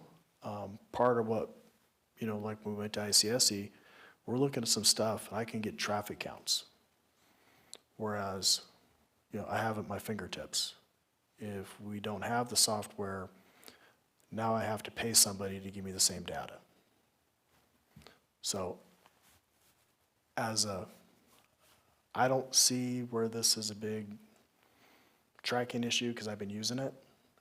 We were at ICSC conference and they had a huge booth. This is who everybody uses. So if we quit using it, we'd probably just hire somebody to access it for us and we'd pay much more money. So I use it. If I quit using it, I say we get rid of it. I say there's value to it in being able to take a bunch of data points and figure out where we're going at financially. You take that away, we're going to be operating in some darkness. Part of how we've gotten our budget back on track has been a lot of data collection, a lot of intel, and this is just part of it. I mean, I understand the privacy concerns that people have, I just don't see it. in the software. There might be a philosophical concern about this, but at the end of the day, as your city manager, I don't worry about much philosophical stuff because if we don't have the data, we're going to get it someplace else. And if we don't get it, then you're operating blind, and so that's my issue. So I have budgeted in there. I would actually like to explore, and I'd probably include Travis in on this. They do have another component of it that actually identifies all of. that. Could you try again?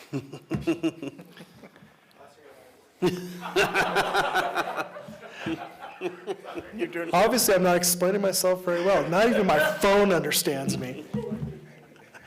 Yeah, there is a couple of components on that I'd almost like to expand it to where if I want to get a hold of some sort of franchise, they list it in the system. You can go in there, you can type it in, they get you the franchise information.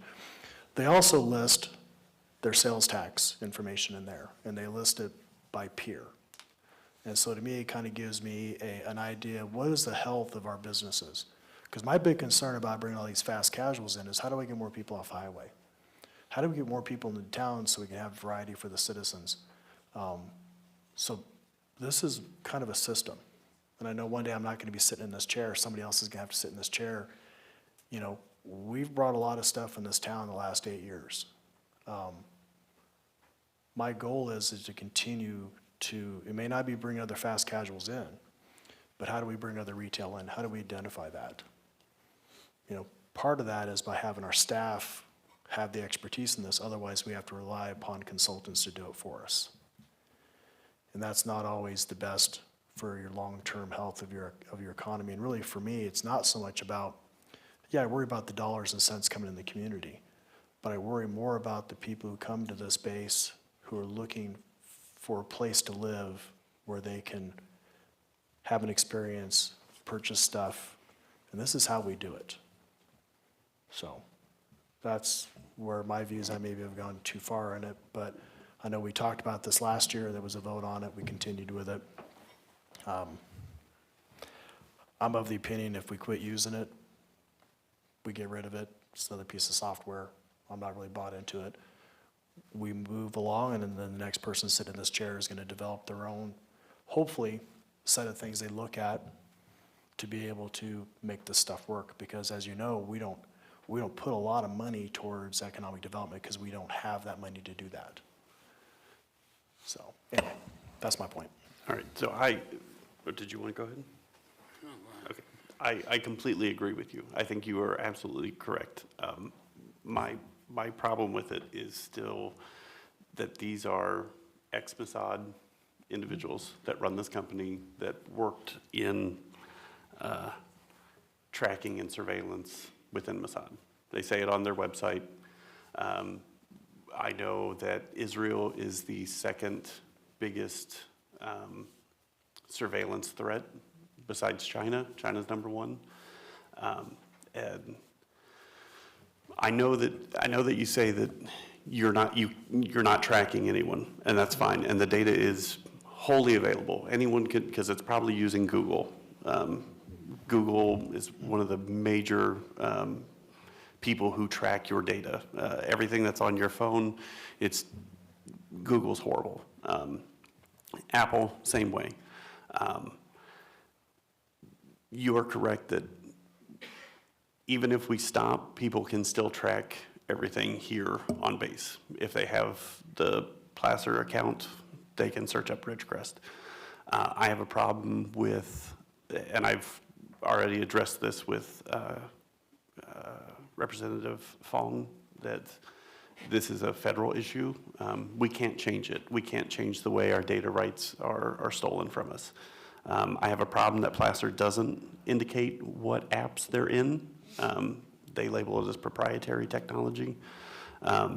So we can't turn it off because we don't know what we have to opt out of. And I have a problem with that.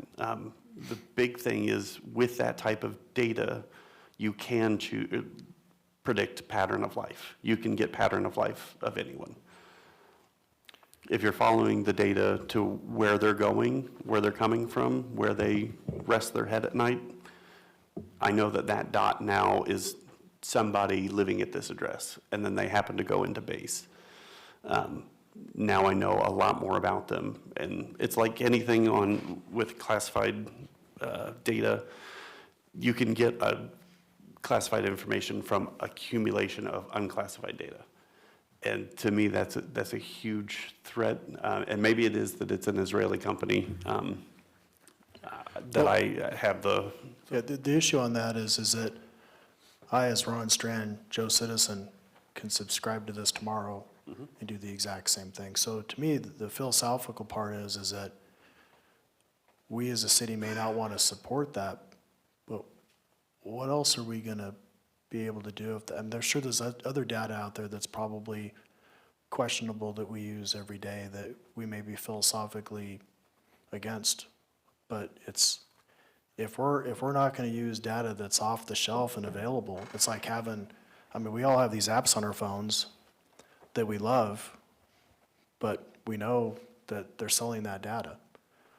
So for us to be able to operate as a city, if we out of principle quit using that data, especially, I don't know, maybe Kyle can testify to this, we already have our hands tied behind our back for economic development in this community. To arbitrarily, respectfully, just stop doing that, then at the end of the day, when these things do not come in, or we're just paying by proxy. In other words, I'm paying somebody else to look at it because I don't want to be part of it, but we're still paying somebody. So to me, is it the policy that we're not going to use any of this data whatsoever, even through a third party out of principle? If that's the case, then I don't know how much more economic development you guys are going to do. And that's part of my issue, is it's like, I'm not bought into anything. I'm just bought into trying to make this place better for our community, better for our citizens. I made a promise to the base that we would do everything we can.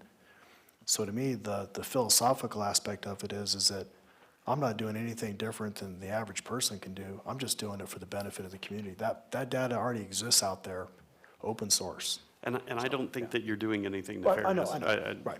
So, but I equate it to when I was an intelligence specialist in the Navy, WikiLeaks happened.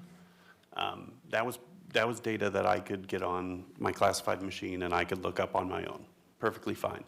I was not allowed to look at the WikiLeaks distribution on the unclassified networks. I guess that's where I'm coming, and I might be just one of 4, and I'm fine with that, but. I have a question. So I don't want to drag this into like a discussion totally about AI, but Placer, can they access that information regardless of whether we have a contract with them? Yes. Yeah, So absolutely. if they wanted to look at Ridgecrest, they could look at Ridgecrest? Sure, Okay, it doesn't stop. I So- I thought about bringing demonstrations, but it's more of a philosophical, but Because I know, I can get data. If you name a McDonald's in whatever city, I can get you data on it. so it wouldn't matter if we had a contract with them or not, if Placer AI wants to do that. It's gonna exist, yeah. They can get that information, because I was solicited by a company, it was a long time ago, back when we first started, looking at the AI stuff, and they were competitors with Placer. I think they're out of Chicago or somewhere, and they sent me hey, we hear, see that you're gonna be, looking at,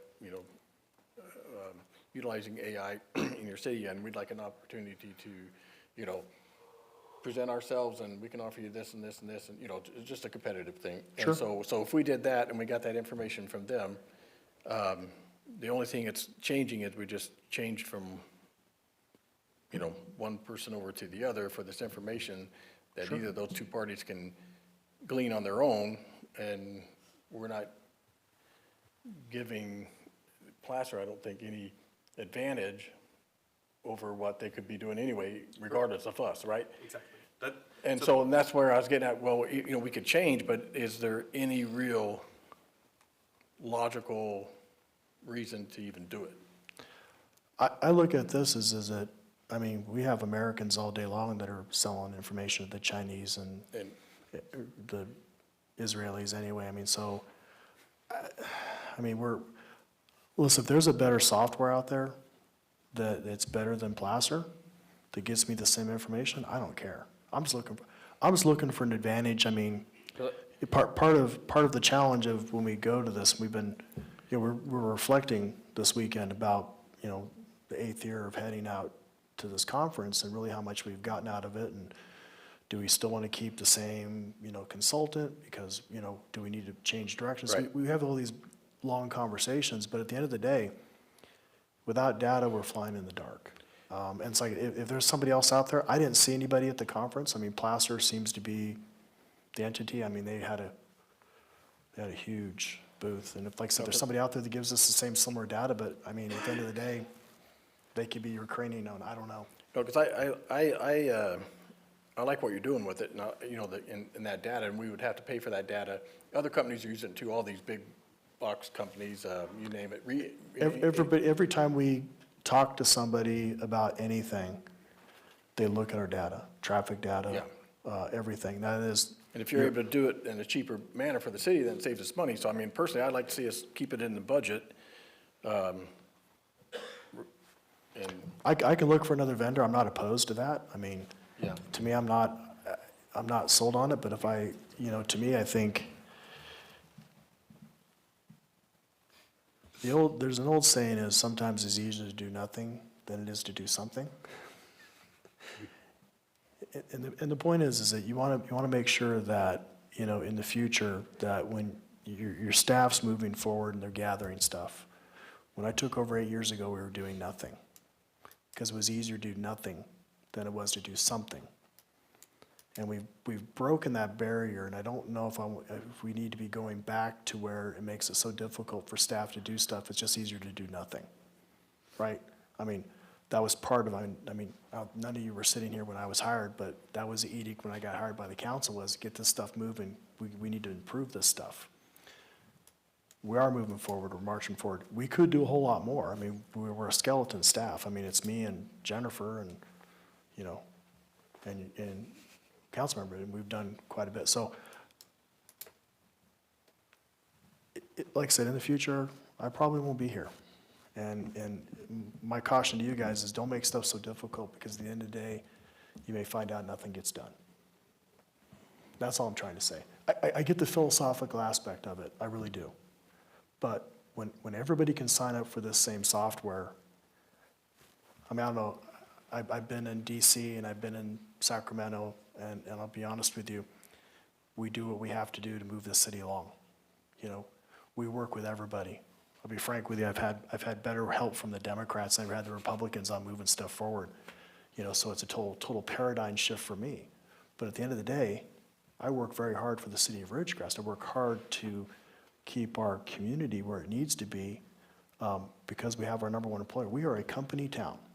And if we're not taking care of our employer, then our economy is not going to go anywhere. I don't make this a huge philosophical thing, but it kind of is. I do have a question. So is there any pushback from the base or any security concerns expressed by them? I had the chief arrange a meeting with NCIS. And we met with them, and their official position is that they don't like the collection of data, but they have nothing personal against Placer. Now, mind you, we are outside the gate. If they have something else, but I did meet with NCIS, and the chief was there, and I asked them specifically if they had an issue, and they said no. Okay. I mean, this is not something we have to decide today, right? It has to be agendized, and then we have to talk it over again and vote on that probably. Agenda is what? Don't we have to put it on the agenda for discussion? For what? For Placer? For Placer. Placer's in the budget. We have a lot of software we don't agendize and talk about on the budget. But when we approved, we did put it on the agenda and voted on that, I think. Well, last year you did. Yeah. Last year you guys voted to continue with it. Now, if council chooses not to, you can, tonight you can just say, Ron, don't do Placer anymore, and I won't do after September 1st, won't subscribe it, and we'll just move on. We'll get our marching orders, and we'll do something different. So the reason why I have the hesitation and the, negativity towards it was because I had the brief by NCIS, which I'm assuming you got as well. I'm not saying a darn thing about that base. All I know, No, Travis, I'm saying, like, I've learned my lesson. all I know is that I heard what the briefings were through a third party, not from you gentlemen. And I asked the chief to have an arranged meeting with them, and we asked him specific questions. And I did not get an answer about this. They have an issue with the collection of data, but we all came to the conclusion in that meeting is that how are you gonna hire somebody new and tell them they gotta turn off their cell phone? It's not gonna happen.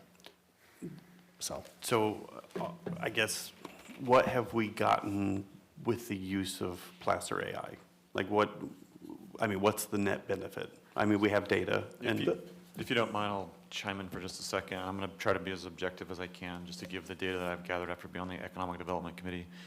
So that we had a few good things come into town before we had Placer AI, and that was good, but they were flying in the blind. We had to hire a consultant to do that. Consultant helped out a great deal. But now when we go to ICSC, we're able to, and it's not just ICSC, we could do it offhand, just one-on-one. But being able to go there and explain our trade space and explain our traffic is huge, and you can't do that unless you have reports. Now, what used to happen is the city would get a hold of, at least we were using HDL, but there are other consultants, and you say, hey, can you run a leakage report? And we would have, in these economic development committees, we'd have these big, long reports on, and they were usually expensive. Nevertheless, they would say, this is what it looks like when your people are leaving town. I'm not going to keep digging into it. Moral of the story is, this is just the benefit. It's more on-hand data that we can run ourselves instead of hiring a consultant. So when we go to not just ICSC, but anything else, we can say, hey, we're not just a number. Like, we're not just Ridgecrest's 20,000 and then 30-something thousand valley-wide. We are Ridgecrest, as in our trade space goes up into Bishop. We have some stuff into Tehachapi. And it lets us tell our story. Now, what Ron mentioned earlier is true. We're coming to a saturated point, a certain amount of businesses, so we're going to have to start getting more inventive on how we tackle economic development here. And I think that's what Ron was alluding to. Like, we just need to use the tools differently.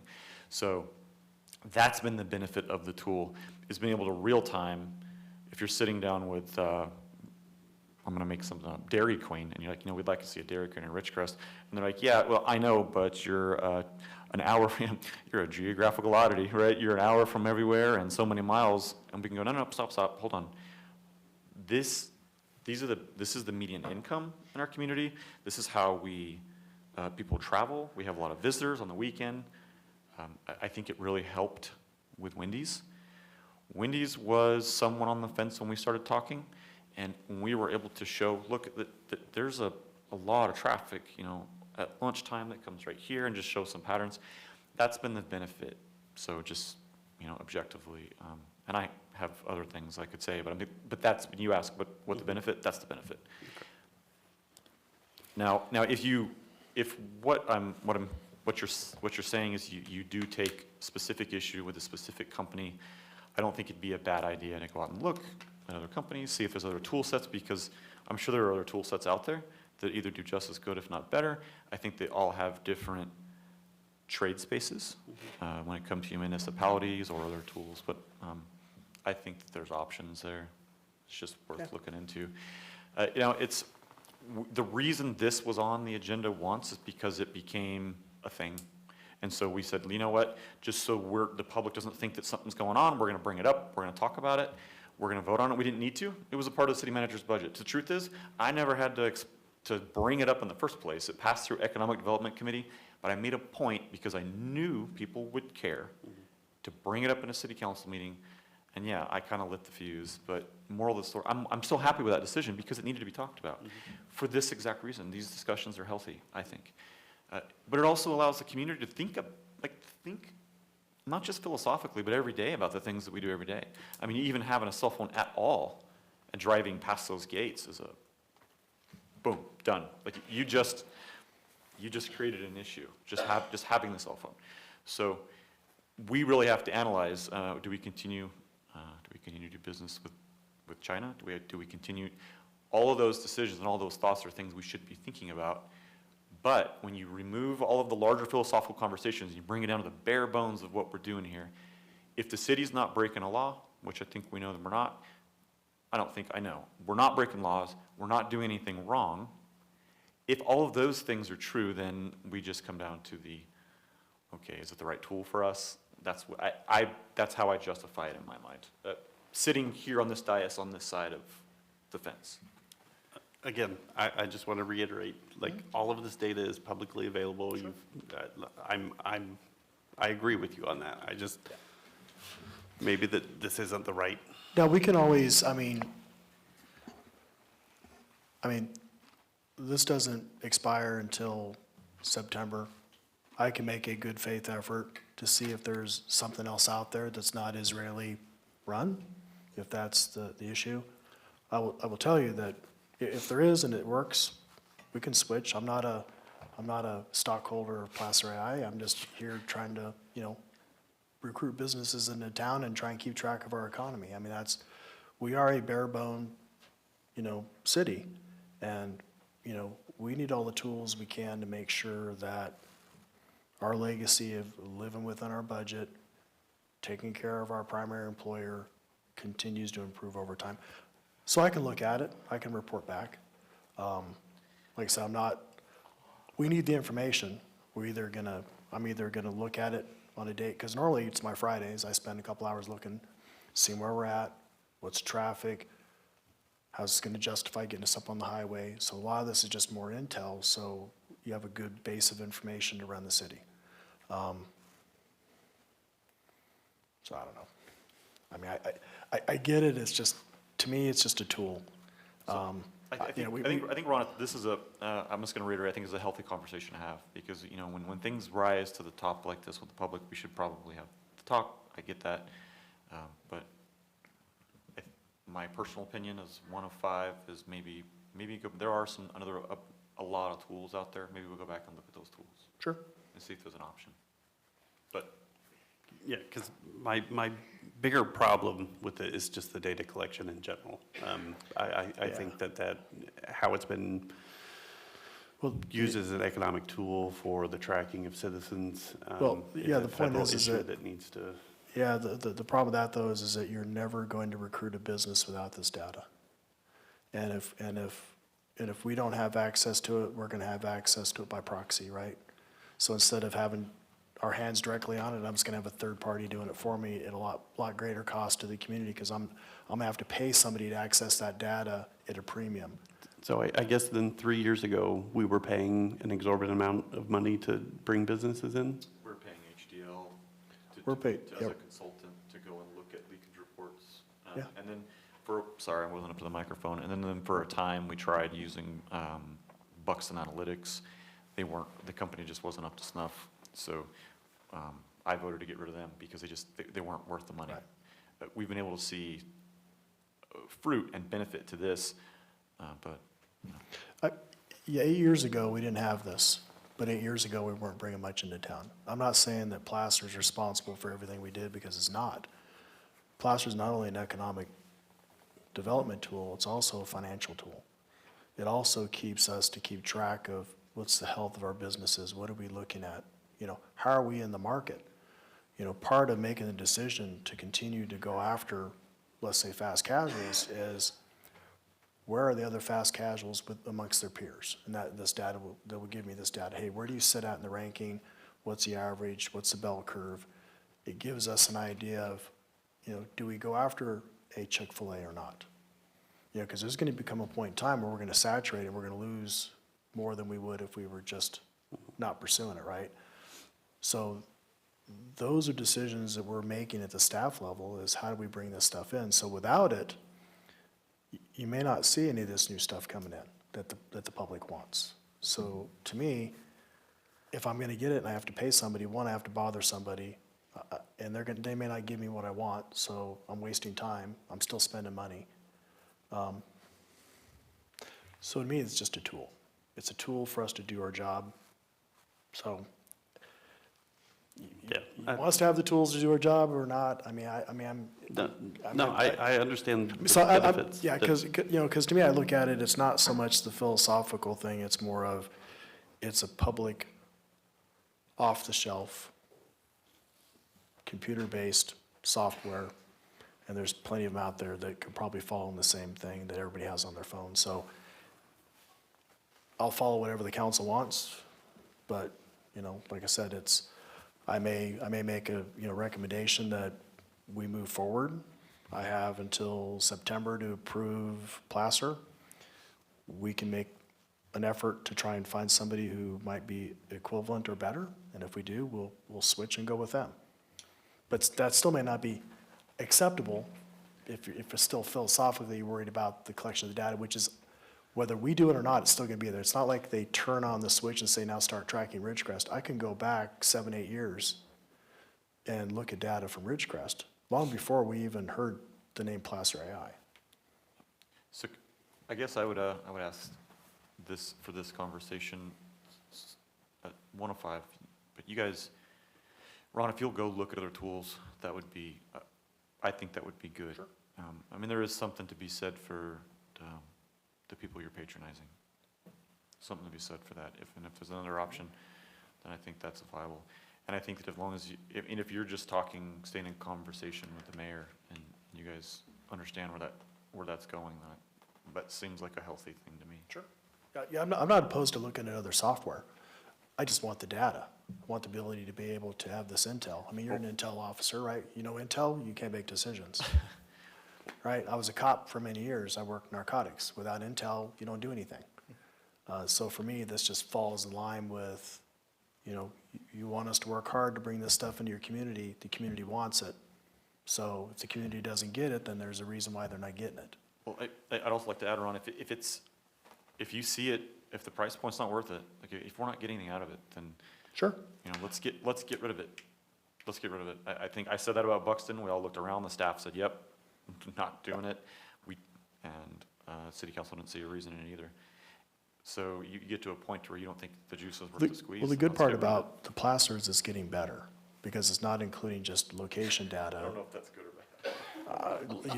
You want I'm joking. tra- I'm sorry, that was the wrong time to make a joke. When I can go to one spot and be able to say, hey, the community's interested in this business, and I can go there and get the phone number and the point of contact for that business to set up a meeting, that's pretty valuable information. You gotta pay for that. And, I mean, Yeah. they've made changes, I will grant that, because they're, at one point in time, they were tracking individuals going to abortion clinics, and that Correct. became a federal issue. So, I mean, they can track the people, so it's not NCIS, just, Yeah, I think there's always a way with every software, and this isn't philosophical. I think that anybody out there knows, I mean, I'm looking at Matt, you know, there is always a way to nefariously use software. Like, once stuff's up in the ones and zeros, there's always a nefarious way to use it. So that's why this conversation gets real deep, real quick, and real, you start getting into the philosophical realm on which way you think things should go. And that's why originally we had this conversation on the Economic Development Committee and decided, look, if we don't see anything wrong, like on the surface, I can't say what people will do nefariously. But if nothing illegal is happening, and we know that we can only use it in a very general way, broad stroke, and we know that we're not breaking the law, and we know that, I mean, the chief can't even track somebody if he wanted to. He has to go get a warrant. Like, that's wild. So if we are not doing any of those things, and we're just using it for the purposes, Right. and the business is saying they're saying, even back to Congress, we're not doing any of those things, and we're gonna work with you to make sure that we block out the things we shouldn't have, then I will tell you, though, I this think that's is, as good as you can ask. yeah, the for. numbers we get are all based upon census. So I can change the type audience that we're looking at, and the numbers will change. So in other words, if I do an event that's like retail versus a service, I will get different numbers based upon what we say that use is for. So I know it's based upon census data, not specifically tracking the individual, if that makes any sense. Because I can change the parameters of the search and have the same geographic area, but just change what that use is, and the numbers will change. So it's not specific, it's census. That's why I'm never not concerned, because it's based upon your, the 2020 census and that information that they got, so. What I hope is the larger conversation is, and I'm sure you've started these talks with either Vince Fong or Mr. Obernolte about actually championing legislation that puts some guardrails. Yeah.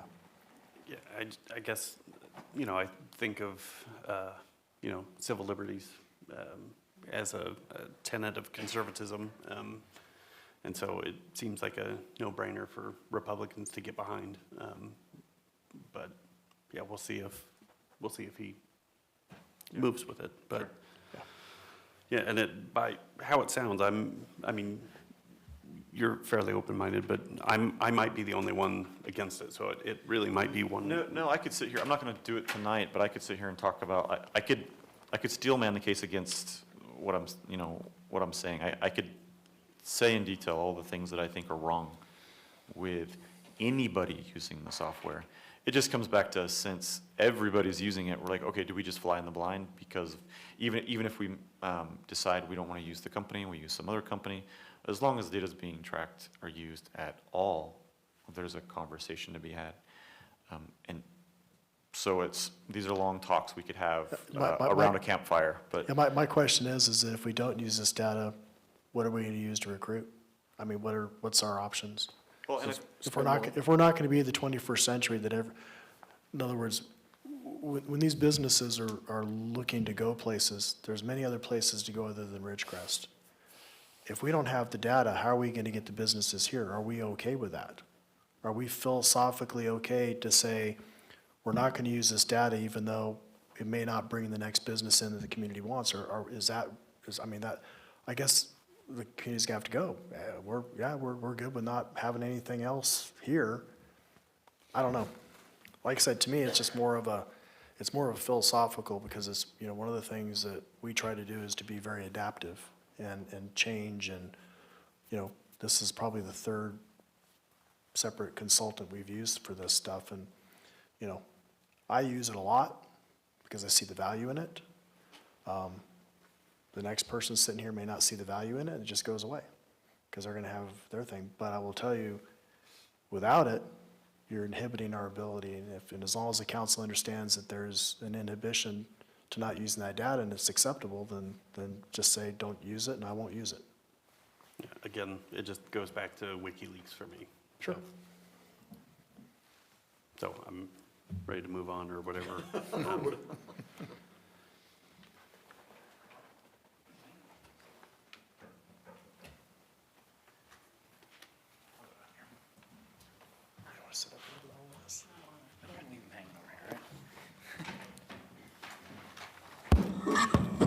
All right, you guys left me on the hot seat. That's going to be tough to beat.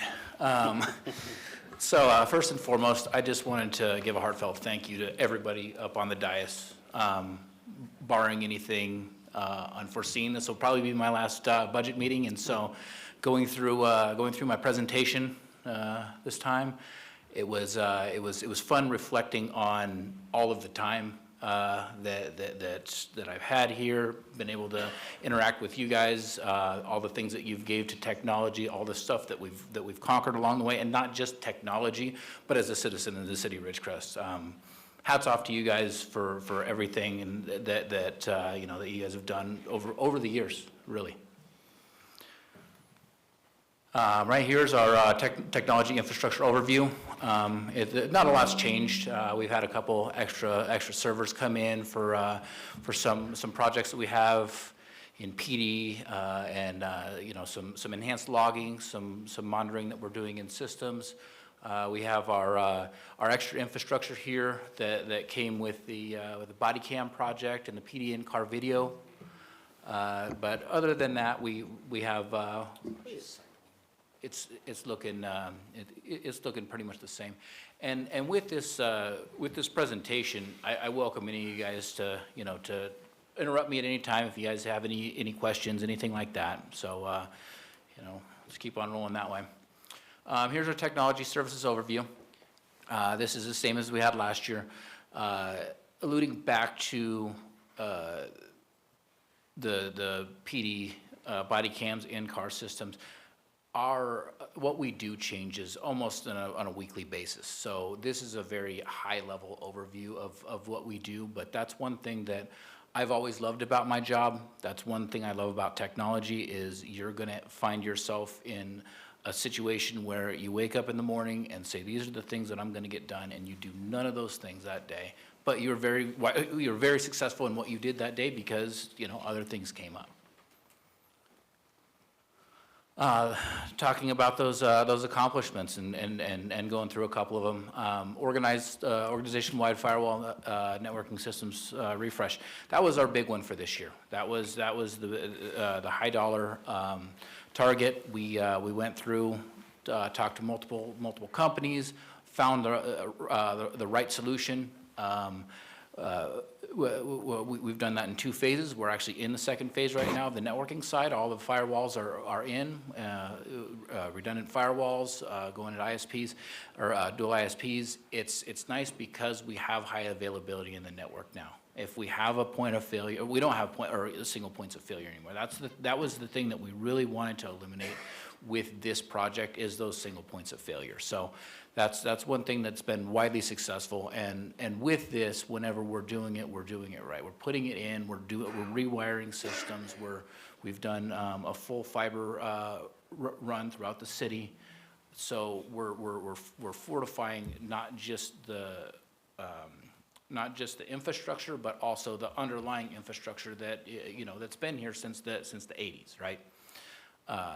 That refresh brought us up to 100 gig backbones, 25 gigs down to our access layer, and with the trunking that we do, you know, we see 200 gigs across our core, 40 gigs up to our firewalls. We have very good throughput that you don't see at the local government level, and we did that at a very cost-effective in a very cost-effective manner, just because we went and did our, you know, due diligence with that. You'll see a couple other accomplishments. Chief alluded to the ACO project. We got that up and going.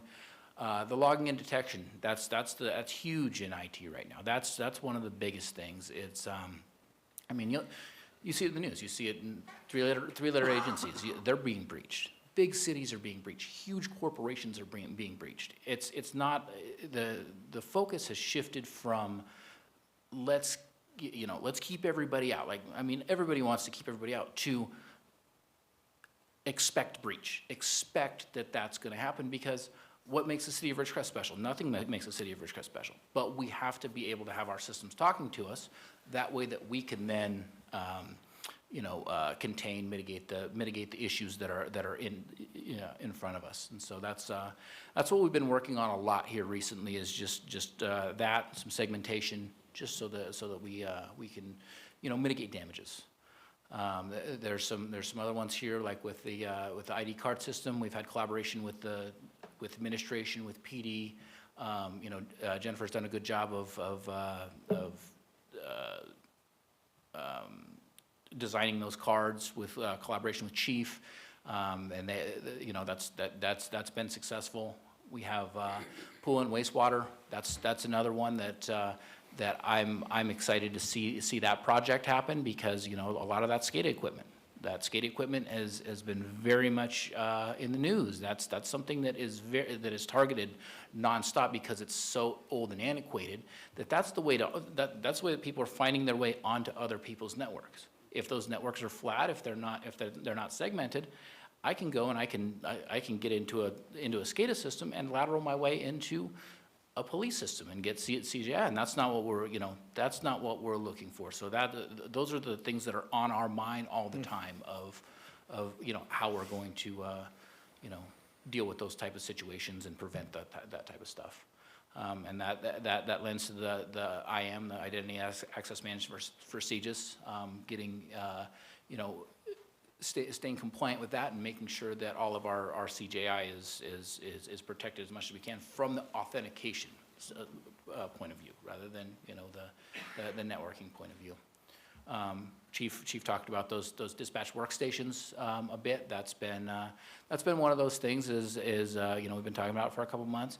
If we're going to do this project, let's at the same time understand that this is something that could happen at any time. We could be our dispatch systems could be disrupted, and we'll have to relocate. Let's talk about what that means in the future.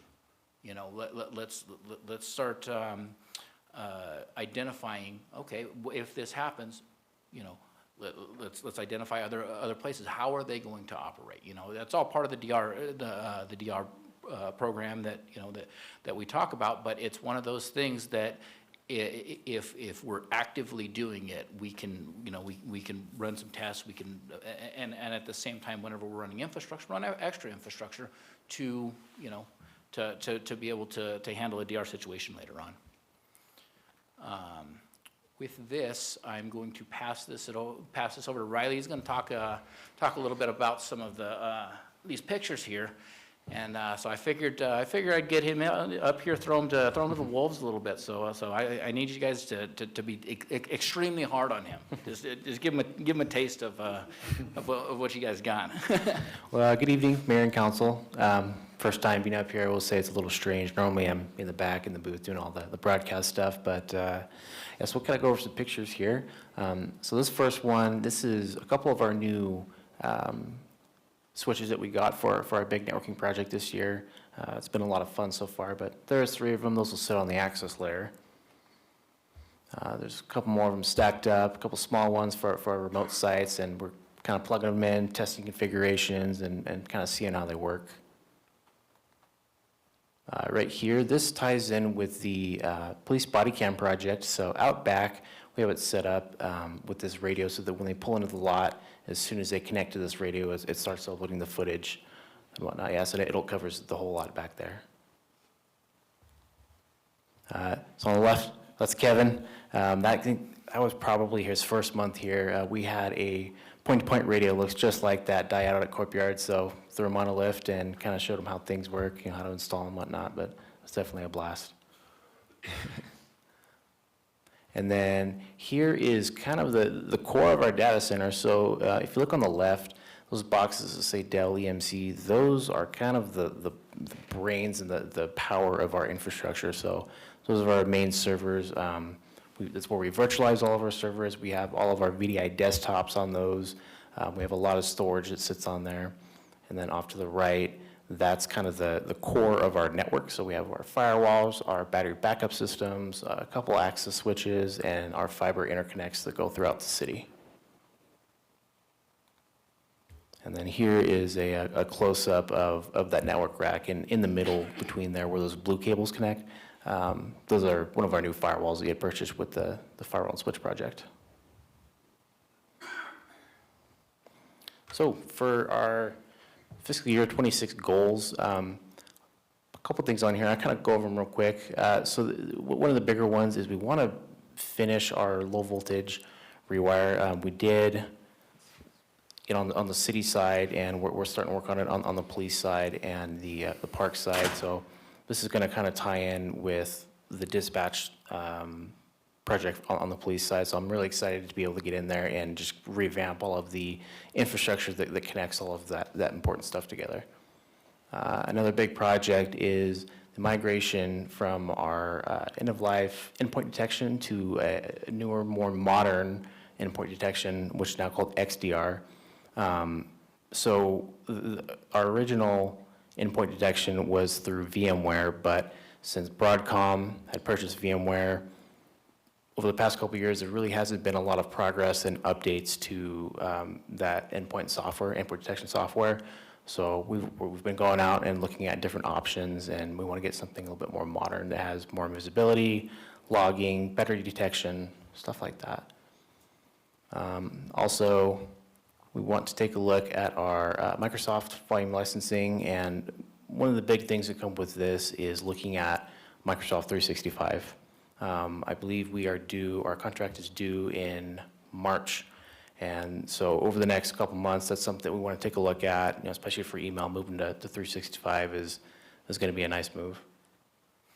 And to add to that, City Manager was talking about being a mid-sized organization, and that's one thing that we struggle with a lot in the technology realm. Is there's solutions for small agencies and there's solutions for big agencies. So we see ourselves right in the middle of that and trying to figure out what's best for us. And so it's always a fine tuning is tough, and that's one of the things with Microsoft 365. There is, in the last 3-year refresh, that's what we had looked at. And we said, okay, is it worth it to, you know, to make the cloud move right now? At that point, it wasn't. You know, I think that this might be the sweet spot of that's the, you know, that might be the time to move. That being said, you know, with the turnover in IT, that might be something that they look at and they want to say, okay, hey, we want to move to the cloud, but we also want to, you know, to get some migration services here and make this easy, because we're very adept in the things that we do, and I always want to make sure that our guys know the system that they're working on. So we very minimally do we use consultants or third parties to actually do system build out, system migrations, any of that type of stuff. But with something like this, it's almost in the wheelhouse of a solutions provider, just because they don't need to know how to do a Microsoft 365 migration again. It's a one and done. You know, once we're on the 365 admin panel, then that's where the change happens. That's where any type of training would be needed.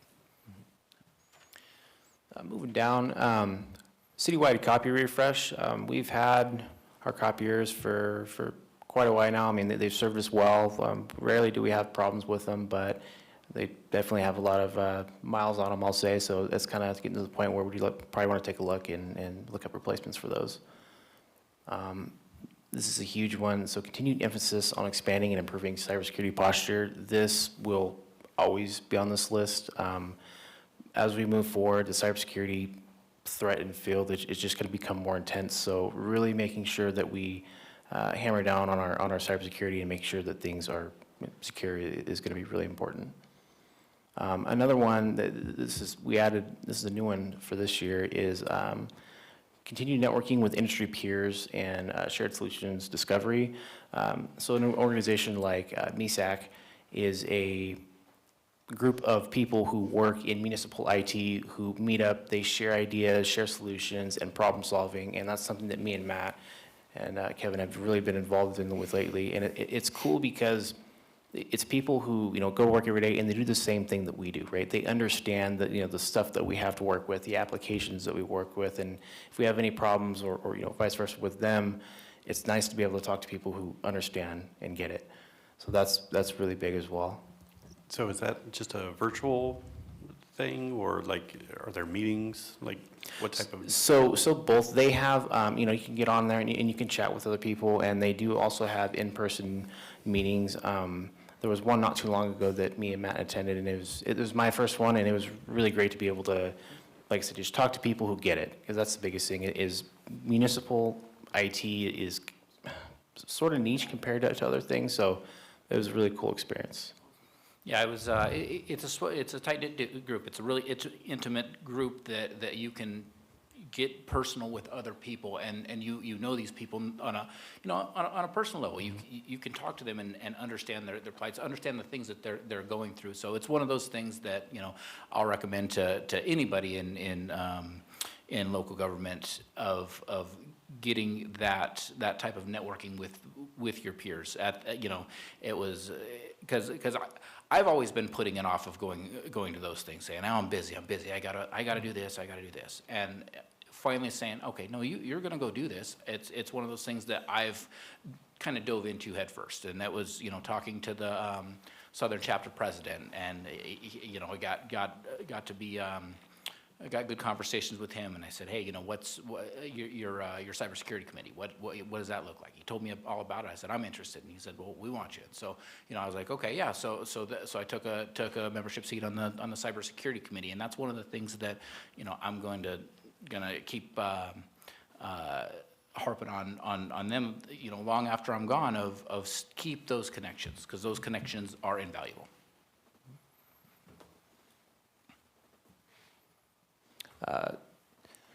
Budget increases, nothing big on this one. It's just going to be the usual yearly software maintenance and contracts that come with that. So no huge projects for this one. But To add to that, we have had conversations with city manager. We do have we did have a couple projects, and we both talked about it right off the jump that we just don't have the time or the staffing for them. But there are things in the queue for whenever that time comes to where we get freed up. And if it's, you know, if everything goes great and, you know, they're in a good position early next year, then maybe they're coming back to council of trying to add one of those projects at that time. But adding it right now, it didn't seem feasible at all.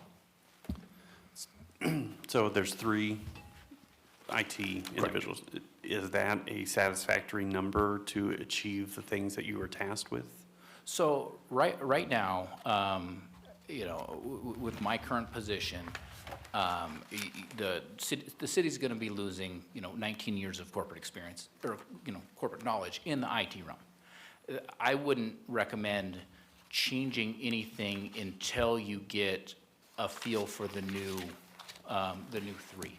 Okay. And then from there, I think that those, you know, then you know, city manager, whoever's in my spot at that time can have those conversations of, hey, these are the needs of the city, because they might have a different idea for the needs of the city than I have. Okay. Right.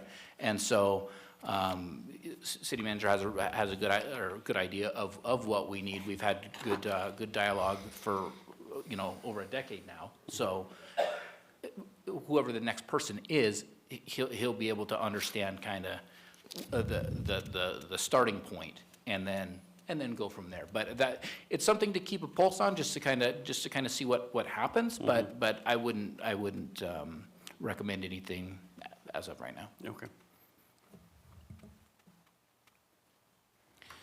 So some future considerations and concerns, kind of talked about earlier, moving away from our old EDR.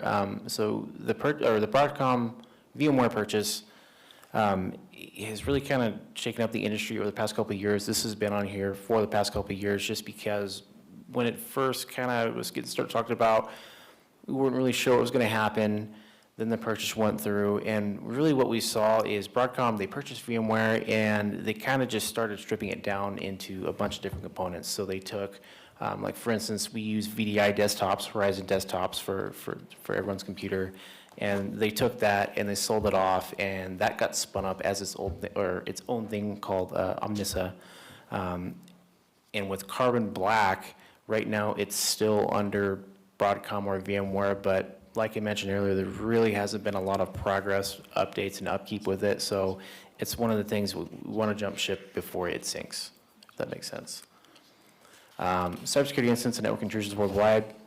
This is always going to be on here. Again, kind of what I talked about earlier. I mean, you know, every day that goes on, there's always something new and crazy going on in the cybersecurity field. So we really want to make sure that we're on top of that, making sure that we have visibility in our network, we have, you know, the correct logging, segmentation is set up correctly, and that we're secure on both sides of the network.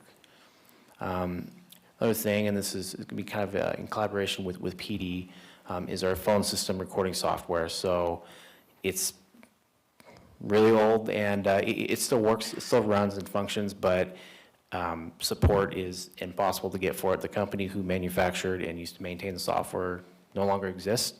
So right now, it runs, it does what it needs to, but the system that it's on is also getting pretty old, antiquated, and it's hard to keep it secure. So it's going to be something that we're going to have to segment off in kind of its own little network, just for the meantime, just to keep it running. But And with that, we've had conversations with PD, we've had conversations with Captain, with Record Supervisor that use these things a lot, and there is funding going to be coming available in the coming years for 911 refreshes, and that fits into that into that funding vehicle. It's one thing that what we want to do right now is we want to go and make sure that we have the solution in place. We do all the vetting, we're ready to go as soon as as soon as that funding becomes available, and in the off chance that something goes haywire, then we do have a solution to be able to quickly segue to in case. Another thing, this one, we got kind of lucky with this one, at least for this year for now, is our access control system hardware. Last year, we had a couple projects, I think there was a couple down in PD that they wanted to move some keypads and add keypads to doors, and one of them was the Armory. that system is getting pretty old, and at the time, we weren't able to find any hardware, especially from the manufacturer, because they no longer exist anymore. This fiscal year, we got kind of lucky. We found, I think, 6 secondhand used ones. We snagged them up as quick as we could, just to have some spares and to kind of cover some of the stuff down in PD. Like the recording system, it functions, it does its job, but it's getting harder to maintain. And I don't know if we're going to be able to buy any more control boards for it. So got lucky this year, but something to consider in the future. I don't know. Yeah, that's one of the projects that we've been in discussion with city manager. It's been something that's been on the docket for a couple of years. So, but that's one of the things that I'd assume in the next couple of years that's going to be a project. Yeah, we thought about budgeting it this year, but the recommendation from IT was they did not have the time with all the other projects to be able to make this one happen. So Absolutely, maybe next year. Yeah. And Matt, this is the third time I've heard that recording system is antiquated and out of service. Yeah. This will be the 4th system, yeah. Yeah. I'm feeling old.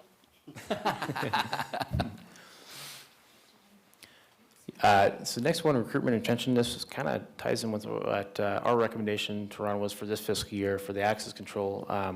With Matt leaving, bringing on a new person and getting up to speed, I mean, at minimum, that's a 6-month process, because we have so much infrastructure and working in municipal IT, especially alongside police on the public safety side. There's so many nuances and specific things that come with it. It's now not just like a typical IT job, I guess I could say. So getting them up to speed is going to be really important. Yeah, no, I put this on here probably, I don't know, it's a couple years ago, and I never in a million years thought that the recruitment and retention would be me. I was like, I'm here for a long time, but that just goes to show that, life can lead somebody anywhere at any time. You never really know what's ahead of you. And so, thinking that one through, we need to put our infrastructure, we need to put our processes in place so that somebody can come pick it up and be successful, right? Because that's the legacy that we leave behind. And if my legacy is all in here, then I'm doing everybody a disservice by leaving with it, right? So that was my thought process with that. And are you following the similar path that the PD has with trying to find someone local, the idea that they'll stay, or? So with all of the IT recruitments that we have done in the past, the good majority of them have been local candidates. Okay. One thing that I'll talk about as they get closer to recruiting, and in the future, is kind of reaching out and getting that collaborative maybe with Sarah Coso, trying to bring people like that online. The nice thing about it is recruiting has changed a lot in the last 5 to 10 years from the IT side. Before it was tough to recruit anybody with the pay scales that we were at. And now we're getting better. Like we had gone from doing recruiting and having 4 to 5 applications, right? And 4 to 5 just really not qualified people, to now, I think our last one we were 35 people, and we're getting more qualified people in there. So that's one of the things that the council, the city has done well to be able to start recruiting at a higher level. Like Riley said, you can recruit a very adept IT person, and there's still going to be a lot to learn in the public sector side, and especially the PD side, because then they will never have worked with a lot of those things, right? But yeah, no, I think that we're in a lot better place than we used to be. I think that about covers it. Yeah, I think that we're open for questions. Good presentation, thank you. Thank you. You did a good job. Thank you, appreciate it. So I have a question on the recruitment part. So you have a kind of a general timeline that you are looking at? So with me, it's I've been looking ever since Sheree took her job. It's been a little bit slow up there. I'm an open book, so I'll tell anybody anything. With a kid in college, with everything like that, it's got to be the right fit for me. And so there are a couple options that could be coming to fruition in the next couple months. We'll see. But I would assume a couple months. That would be my thought process. It could be longer. It could be shorter. But that's my senses, I guess, at this point. Yeah, somebody needed to move on it. Matt, thanks as always, and if this is your last presentation, which likely is, we're gonna miss you dearly. Thanks. Your leadership in the department's been great. You're bringing the city of Ridgecrest up to speed. Immense, not a small undertaking. My question is, I know that you work hand in hand with the PD. Are there any new, or at least in the last year or two, policies that are forcing you, that are burdening your department? Is there, and I guess the reason I'm saying that, is there a reason we might need to wedge for an additional employee, not just beyond replacing you potentially? So with that, yes, there have been policies that we've had to work with. We're constantly talking to PD because they do have a lot of technical policies that we've had to implement. On top of that, since Chief Easet came on, he's been really big on leveraging technology. From the body cams to the in-car system to the drone program, there's definitely a taste for being very efficient in our police work, and being efficient it means that we're definitely going to have to use use technology. And so that's one of the things that, as I said before, when you bring on that third person, that's probably a good idea to kind of get a good pulse on, okay, where are we at? What is that enough, right? Sure. Yeah. Being left behind is never that's never the case. We should never want that. So I'm hoping you provide, and I'm sure you will, Matt. I know you. I've known you for years. You're a brilliant dude. I hope that you give over to the city manager or anybody that your future on where you think we need to go. And if that looks like we need to, there needs to be two folks wedged we need to have those conversations because we don't need to be left behind. And you said it accurately, that much corporate knowledge is going to be hard to replace. It could take several people to replace you, and I know you've brought everybody up to speed. I appreciate that, but I've seen firsthand what it takes to replace one guy who has that much history background. Stuff that you probably even take for granted that you do in a day could take a lot, and I'm sure that Riley would agree to that. I'm sure. Well, I'm sure because you see when he works with you. Yeah. No, I really appreciate that. That really means a lot to me. I do it, and I have a great team. These guys come and they're hungry every single day. They're pushing me just as much as I'm pushing them, and it makes it that much more exciting. Yep. It's snowballing in such a good way, and so I agree. I have such a vested interest in seeing this city and technology here succeed. So I'll always be a resource as long as somebody wants me. Any of you guys can call me for anything that you need. If it's technical here, if it's technical at home, if it's hey, you want to talk baseball, I can talk baseball, right? Oh, no, you're Dodger. Yeah. Well, just give your future, whatever you think the future is going to look like. Please make sure, and I'm sure you have it, make sure you're conveying that to the city manager. Will do. Yeah. Thank you. Thanks. Good job. So I can rest this up.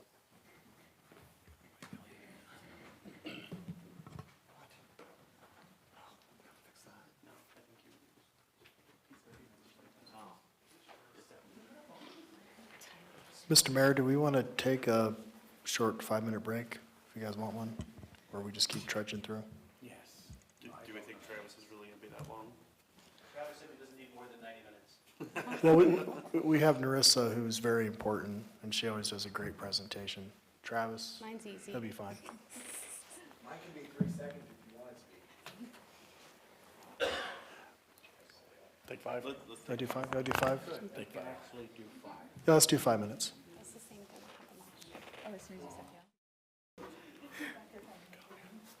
So this is our department goal. Our goal is to provide fun, safe, exciting, and entertaining opportunities for our community by maintaining our parks facilities, by providing popular recreation programs and events for all ages. We strive to improve our residents' quality of life by promoting social, physical, and emotional well-being. So here's our list of all of our 25 projects that we completed. 2025 was probably the busiest year that myself and Travis had. Him and I worked on a lot of these projects together because I couldn't have done it without him. So a lot of this is a joint effort. He's not here, we don't have to give him credit. It's all you. It's not, though. So we did the Leroy Jackson Park improvement. That was funded by a grant that we received, and we were able to do a lot with that. We did lighting at the tennis courts. We put in drinking fountains along the walking path that we created. Well, we completed it, actually. It was there, and it was just curbing, so we filled it in. And along that, we put solar lights along with shaded seating areas. We put in a dial-a-ride stop. We did tons of plants and shrubs and trees, so lots of landscaping. There's also an informational kiosk out there. We also put in the Leroy Jackson bathroom concession building by the softball fields. This was a much-needed addition to that area. We also did the tennis courts, replacing and repairing the surface. I just realized I duplicated tennis court lighting, sorry. We replaced a lot of dead trees, removed tree stumps at the various different parks.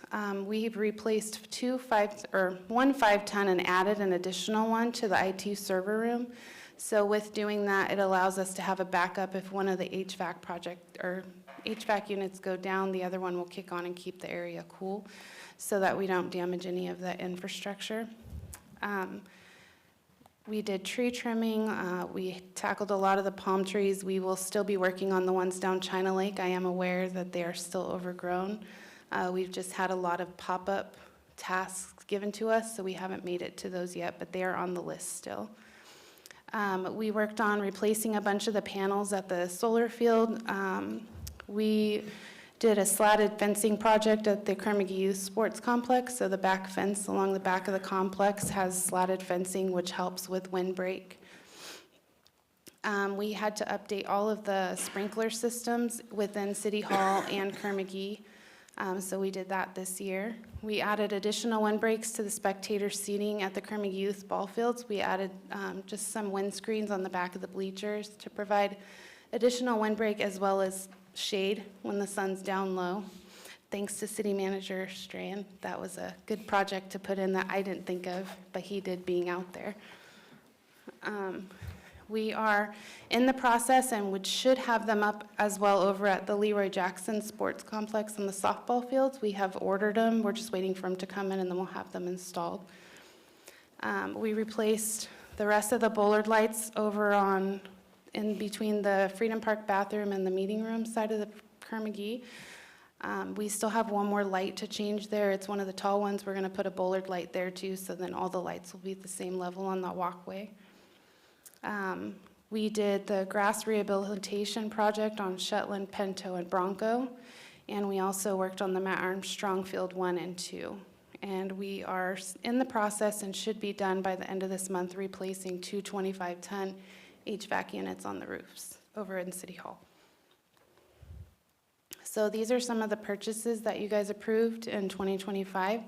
We were able to replace 2 of our maintenance trucks. We purchased a new top dresser, an aerator, a sweeper, a tractor, a verticutter, and a utility tractor. So there's some pictures of some of that stuff. Like tractors. So this is pictures of what we did with the server room HVAC project. We actually moved one of the 5-ton units down to the ground, and the additional one is mounted next to it. So it was able to get one of the units off of the roof, and we built that enclosure so that it would protect those units from anybody vandalizing it or messing with them. So this is just our completed, goes over the clean cal, and it's just, I'm kind of reiterating what we did, but with pictures, so you guys can see the completed product. So you can see the berm, which is the top picture, and that's in between the softball fields and goes down to the concession building. That was just a bunch of patchy grass and dirt before. So we had put a flagpole. We completed a walking path from the main street all the way down up to the bathroom building. And then you can see the kiosk off to the side. That's over by, in the middle picture, over by the tennis courts. And here's nighttime. It's actually really nice at night. I went over there last night and walked the whole thing and got these pictures. So it's actually very well lit, and it was nice to be able to like go out there in the cool weather. There was some people there playing tennis at night too. I have some pictures of those. So here's the tennis courts during the day. They are heavily used. Anytime I go over there, there's people especially playing pickleball. It looks like the tennis players are mostly in the evening. Here's nighttime use. You can see the guys at the bottom, and I did get their permission to put them in there. They actually play for Burroughs, so they were very happy for the lights and being able to go out there and play in the cooler weather. And here's the bathroom building. And these are the gates that we put in along with the slatted fence. And ongoing is we have grant-funded projects. So right now, we're in the process of working on 2 community development block grant projects, one of which is the shaded seating area at the skate park. We are just working with Wildan right now to get a proposal for them for design. And then we're waiting on the county to send back the signed agreement from them. The city's already signed it. And then we'll be able to do the spectator shade on the upper softball fields. Another ongoing is the Penny Pool rebuild project. I can give a little update I did ask Travis for before this started. We're in the final stages of plan check. We're waiting on an update for the solar, or updated solar drawings to address SCE and find the best solution for the pool and revitalizing the City Hall solar.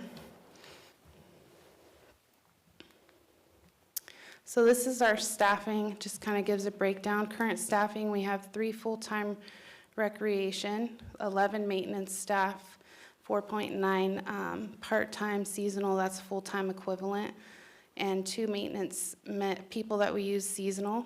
And we have 1 position open at the moment, which is a full-time cultural affairs coordinator position. So right now, Jen and myself are manning the recreation side of the department. This is the Parks and Recreation programs and events. We do basketball, youth soccer, adult basketball tournaments, adult dodgeball tournaments, summer day camp, winter camp, spring camp. We have various summer programs and classes. We also offer drop-in activities, teen night, family game nights, movie nights, trunk or treat, and the tree lighting.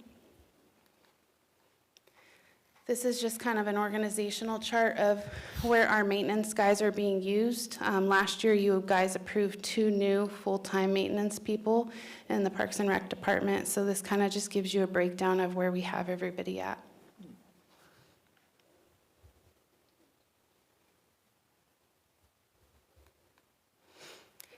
These are the facilities that we maintain. We have our Parks Maintenance Shop, Leroy Jackson Sports Complex, Pearson Park, Upjohn, the Kerr-McGee Youth Sports Complex, the Medians, Paseo, Kerr-McGee Youth Center, and then City Hall, Freedom Park, Splash Pad, Senior Center, soon to be Penny Pool, and then the Denny's Park. So for our future, for FY26 maintenance projects, for FY26, we aren't introducing a whole lot of new projects. It's going to be more or less just working on maintenance projects and then the CDBG ones. Some of those are going to be grass removal around City Hall and Kerr-McGee, doing a grass rehabilitation project at the Kerr-McGee Youth Sports Complex. Our plan is, you'll see that we budgeted for the Shetland field. Our plan is to completely remove the grass that's there. what little there is and redo the entire field by laying sod. Our staff will prep the ground, and streets is going to be helping us. And then we'll have a company come in and actually roll the sod out and lay it. And we're hoping that by us taking what's there out and redoing it, that we could see if what's the problem is that there were no amendments prior put into the grass, which is why it's dying in all the fields. So you'll see that's the Shetland field in the picture. We also plan on working on the grass on the Leroy Jackson lower softball fields as well. The upper field, the outfield's in pretty good shape. We can put some seed on there, but we'll really work on the lower two fields, outfields. Painting the gazebo at the Leroy Jackson Sports Complex, we rolled that over into this year because we didn't have time to get to that last year. We're gonna work on painting the backside of Kerr-McGee on the, I guess, kind of like the second level. It's pretty bad looking when you come in, so we're working to get to that and repainting up there and make it look nicer.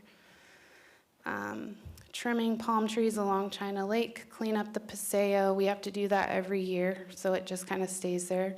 Renovation of the soccer concession building. The IWV youth football president has offered to donate time to help us with renovating the inside of that snack bar that's over by the tennis courts. So we'll basically purchase the materials and he'll go in and install them for us. So we're gonna partner up with him and get that done to make it look better. Ongoing maintenance of facilities, medians, and parks, resurfacing the basketball courts at Pearson Park and Upjohn Park, recoating the gym floor and racquetball courts, and then purchases this year is replacing one more maintenance truck, some safety equipment, replace kitchen appliances, replace goal posts at Leroy Jackson, and infield prep machine tools. So I have some pictures of the Pearson and Upjohn Park basketball courts so you guys can see why that's been put in the budget this year to fix. They're in pretty bad shape. So, future grant funded, we have submitted an application for an inclusive playground in Freedom Park, and we also submitted the application for the skate park expansion. And with that, I'm open for any questions. I still think you should have done the no questions.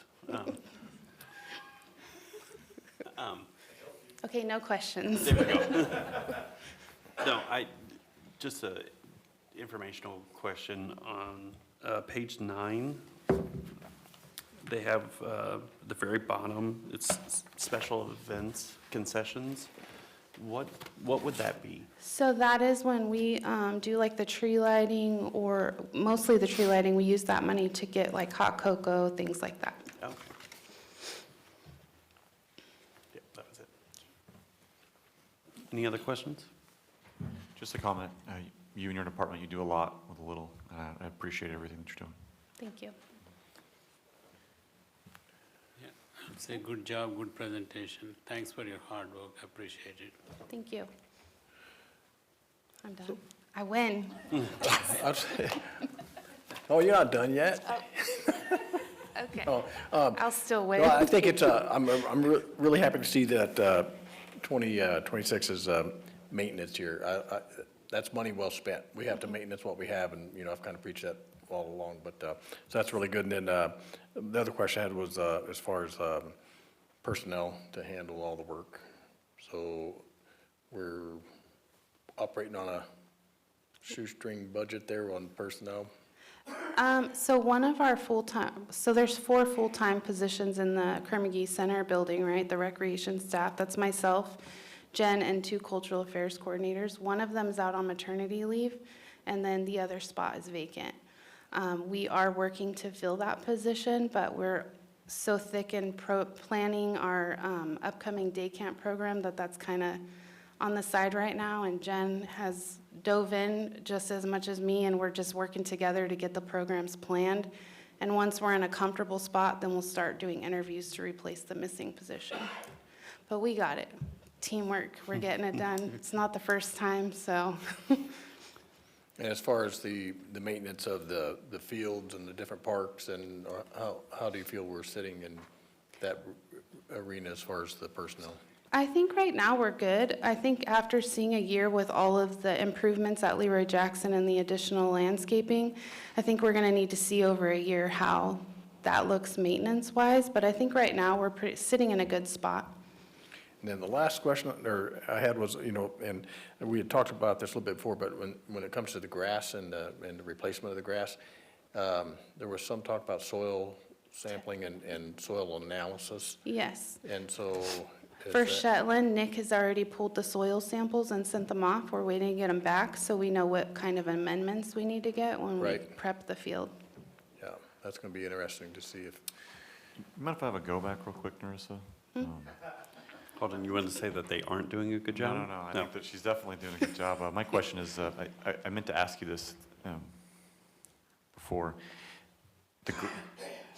Do you think that you're going to get that grant for the expansion of the skate park? Or is it? Yeah, I think so. It's the CDBG. It's pretty much our money already. They just have to approve the project, and the project falls within the line of what they're looking for, so I don't see it being an issue. Okay, that was my question. Thank you.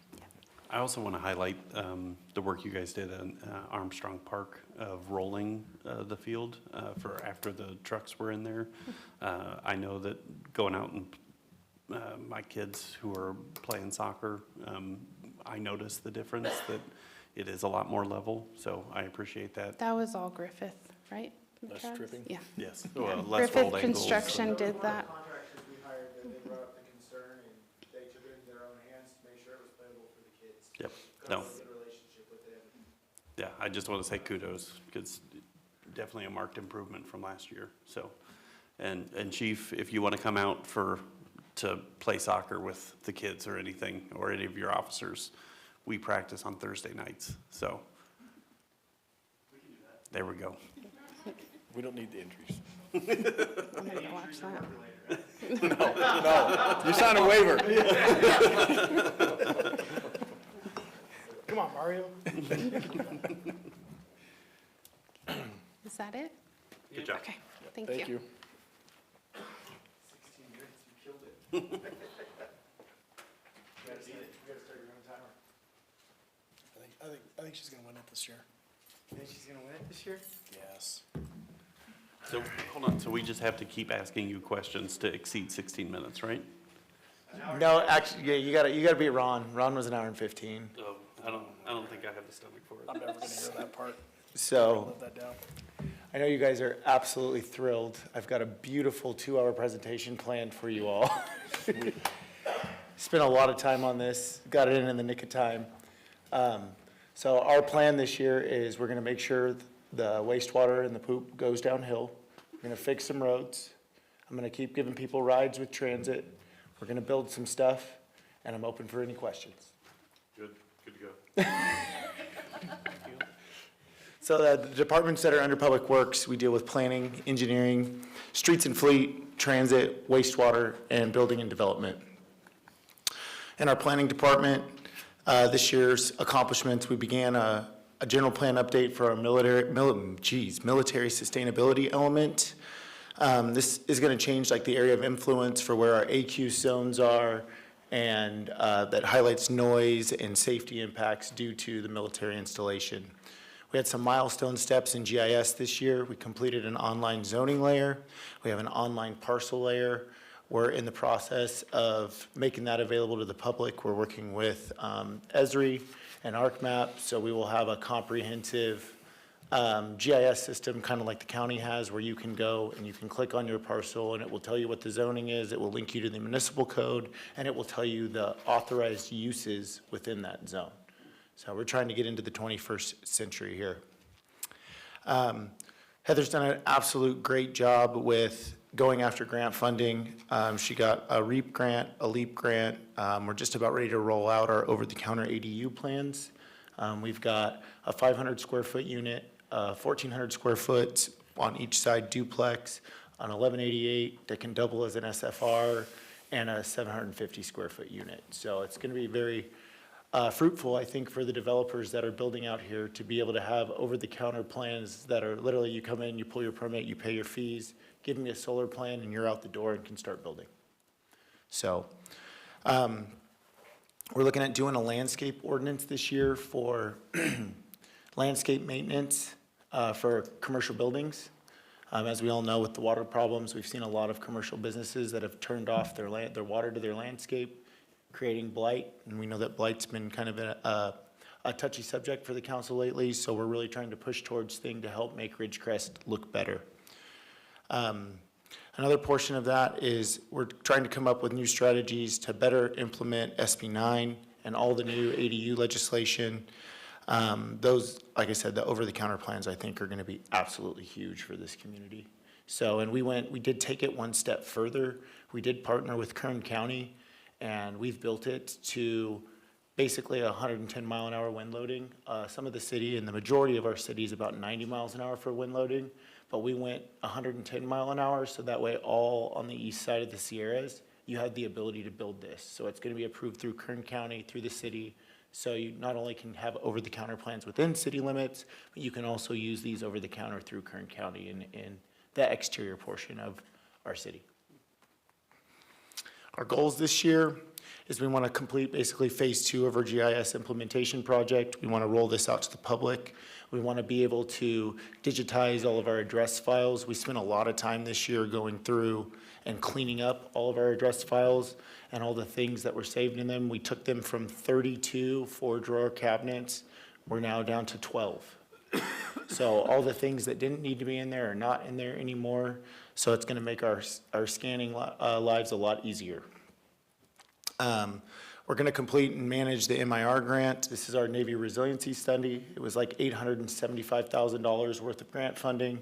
This is where we're building a comprehensive set of plans for the Bowman Channel from China Lake Boulevard all the way through 178. We're working on establishing a receivership program to address abandoned properties that are exhibiting blight, so we can start going after and cleaning up not only the commercial side of things, but also the residential side of things. And then obviously, like I said before, we're going to just continue to update our municipal code as laws change, work on landscaping and having a standard, not only for businesses that are coming in, but for existing businesses as well. Any questions on planning before I get into engineering? So engineering, obviously you guys know I have a love for engineering, so there might be a few more slides in this one. So this year, our accomplishment, we constructed 8 street infrastructure replacements. We did Cottonwood, North American, Kimberly, Broadway, Wild Rose, Sierra View, Lucille, and Windy Lynn. We continued to keep all of our surveying efforts in-house, eliminating costly consultant costs. We've partnered with the college. The college is, as you guys know, right now currently working on redoing College Heights Boulevard from Javis up to, I always say Javis, my wife's gonna get mad at me because she's watching right now. Javis, all the way up to the college. We surveyed that, we laid out the biological limits for them, set all their cuts and fills on stakes. We're doing the compaction and we're doing all the inspection fully in-house. So that'll be a great street. Once it's done and completed, the city's gonna take over the maintenance of that right away, and we'll have a beautiful street with a great structural section that I think will really stand the test of time. Last year, we implemented the Living 5-year plan. We've definitely made some updates to it as we've gone along. We've had some streets that have deteriorated faster than others that we moved into the paving program, and we've had some that we felt have held up better than we thought that we've moved out of the paving program. With anything, this is a living document. It's gonna move and breathe and roll with basically our budget, right? We're in our final years of catch-up from when Race and Frontier were here. We basically had to roll the majority of our 22, 23, and 24 slurry programs into 1 year. So when we were building this plan, we basically set it up to where 25 and 26 were a catch-up year. So we didn't really add new streets. We are just getting to the streets that we didn't get to within our first 5-year plan. We're still working on signal infrastructure. We completed the updates to the beacons on College Heights Boulevard and China Lake Boulevard that signalize when you're coming into town that, hey, there's a signal ahead slow down, please. We went to a solar solution on those, so hopeful that that'll last the test of time and we'll get a good 10 years of service out of them, and it'll just be battery maintenance and things of that nature. With anything, Ron has preached that interdepartmental communication and working together is huge, and I think we've made some giant milestone strides in that. We've worked with Parks, we've worked with IT, we're working with PD right now to complete another project, and it's been absolutely great the last 4 years that I've been here. One of the other big things that I think is very crucial to highlight is we received another 5 grants that's going to make available over $2.5 million to the city. We got 3 HSIP grants. We're really, really close to getting another RSTP grant to be able to do the second phase of Mahan with the first phase of Mahan.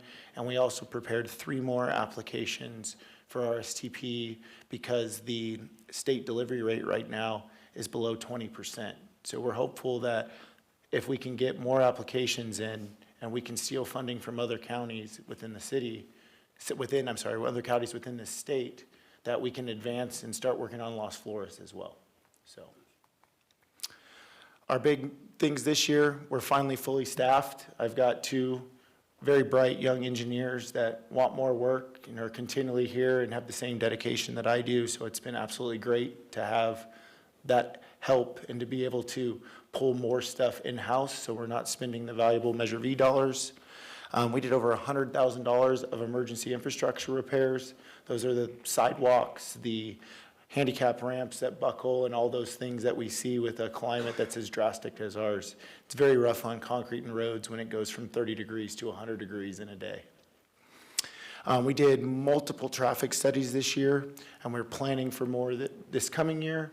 We've got a couple of intersections that I'm looking at, mainly La Mirage and French, where we see a lot of people crossing the roads to get to the park in an uncontrolled intersection. And I want to make sure that we put in a solution there that allows people to cross at that intersection where we're not running across in front of cars and kids and headed to high school that are going 70 miles an hour.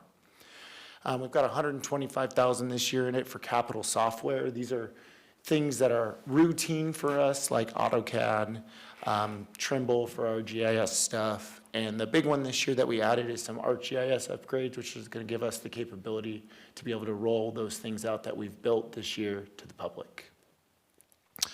And with that will come the one that I've been wanting since the day I got here is an as-built management system. Doing locates right now for any of our infrastructure is absolutely brutal. A lot of times they get the locate, they have to go out, they have to look at it, get an idea of what all they need to gather information on, come back in to the office, pull the as-builts, pull the records. They take photos with their phone so they've got them, and then they go out in the field and mark them.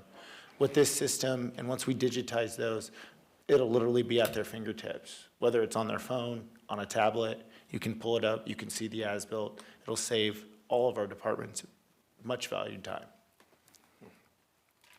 Our goals this year, tomorrow night, I will be coming to you guys to ask you to award an $8.9 million project. This will be one of the largest projects that I think the city's done in quite a while. I think since Ridgecrest Boulevard. I think Ridgecrest Boulevard was probably the largest project that I've seen. With this, we're building a full transit hub over there by the Mojave View Apartments. We're gonna put Felspar through Norma. We're reprofiling Norma. We're paving Felspar from La Paloma all the way to China Lake Boulevard. That's over a mile. We're putting in curb, gutter, sidewalk. We're putting in a class 4 bike path that'll basically take you all the way from La Paloma to the high school. So it's gonna be a much needed project. And my favorite part of it is we're gonna fix the 4 foot of water that was there after Hurricane Hillary. So we're putting in a 100-year sump. It's gonna be a big, long project. It's a 180-day project. So you will see work on that for the majority of this year and into next year. The other big one we're doing is Mahan. Mahan has been the bane of my existence since I got here. It's a one-lane road where cars are constantly in the dirt and trying to avoid collisions because people drive fast on that road because it is an arterial. So we are widening that. We got permission from the county to use 10 foot of their right of way, provided we maintain it. I mean, I guess it's an okay trade-off. If we're putting in the infrastructure, I think we can maintain it, especially with the structural section we're putting in. It should be a very good road for a very long time. And as I said previously, we're going after even more grants. I wasn't expecting to get the 3 HSIP grants. We kind of threw some applications at the wall on that one, and we got all 3. They're not in the budget this year, just because of, as I told you, with our spending, with hearing from Ron, we've been doing a lot. I wanted to give a year, and with Mario, he takes 45% of everything and way more than 45% of Measure V. So we gotta let it recoup a little bit somehow, so we can get some more stuff done. This is what we have planned for this year. This is not a comprehensive list of roads that we are gonna slurry, but these are some of them. The list goes on. I could put more. Danny has been absolutely going crazy with slurry. We've moved money from just about every account you can think of to get him materials so we can keep slurrying roads.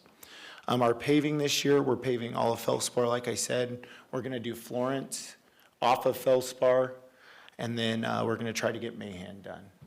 And then with the pool and the continued work on the wastewater treatment plant, I wanted to make sure that we had enough staff time to really put time and thought into those projects, because we only get the chance to do something like that once. And I don't think with our budget, we have the luxury to mess that one up, so.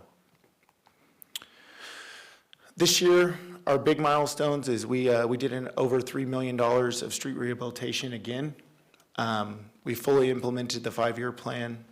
We continued contract management for just about all departments. We did the Leroy Jackson Park project with Parks. We worked with them to help at the ball fields, and we continue to grow in that capacity and being able to help and facilitate work for all the departments, so. Any questions on engineering? Streets and fleet, we've got over $1 million this year programmed for slurry. We typically program around 800,000, but with Danny's ability to complete streets and with some of the equipment that council has given us the luxury to buy, it's made our prep time significantly quicker. We're always looking for ways to speed that up. I know we see a lot of things online with like the weeds growing back through it right after we get done. Unfortunately, one of the compounds that we use in the slurry is a natural fertilizer. So I'm actually, a local biologist reached out to me and said he might be able to help with some sprays and some things like that. So I'm in the process of, we're gonna work with him and see if we can come up with a solution that maybe will allow us to change our prep a little bit and prevent some of that from sprouting up 2 weeks after we've been there to slurry it.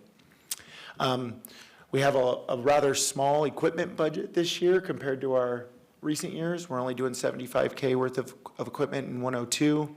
This is basically things to make work in-house quicker, more efficient. We're doing things like a stump grinder. We're doing, and I can't remember the word off the top of my head, but it's a unit that's got like a big drum on it, and the Bobcat spins it, so it lets all the dirt and debris come out of the street sweepings pile, so we can take the trash to the dump for $5 a ton rather than paying $90 a ton when it's mixed with dirt and rock. And then we can use the dirt, the rock, the material, and mix it with some grindings and use it for shoulder backing. So we're trying to come up with creative solutions that don't absolutely kill our budget.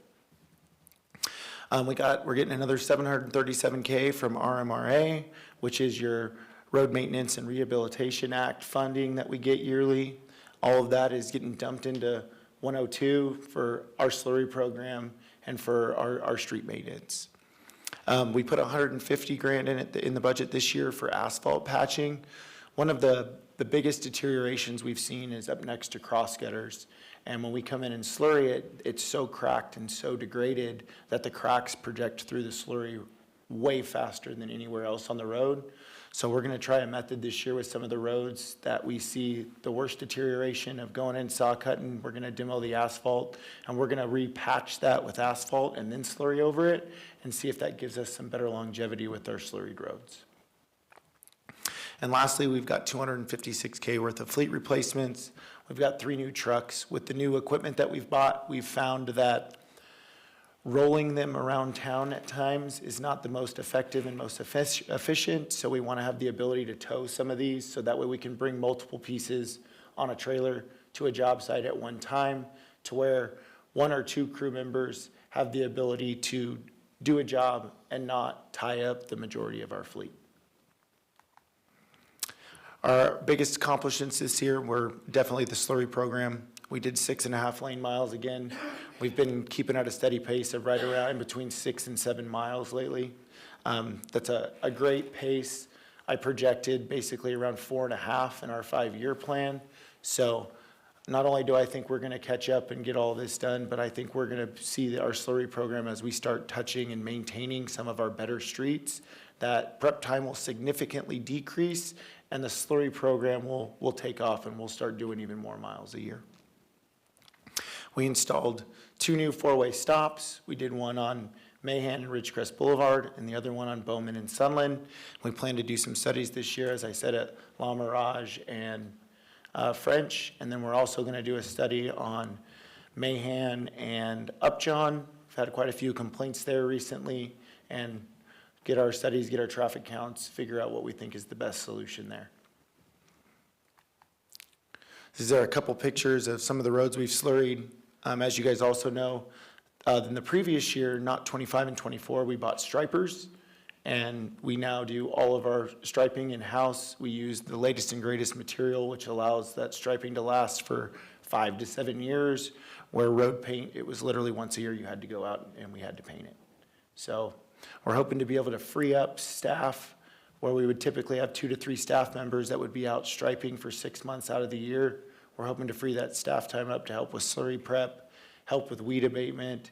To my reluctance, I've been saying we were going to take over doing the weeds and the medians, and I'm going to stick to it now. And I told Narissa as of July 1 that we'll maintain the medians. I don't know that Danny's necessarily happy with me for doing that, but we're going to give it our best shot.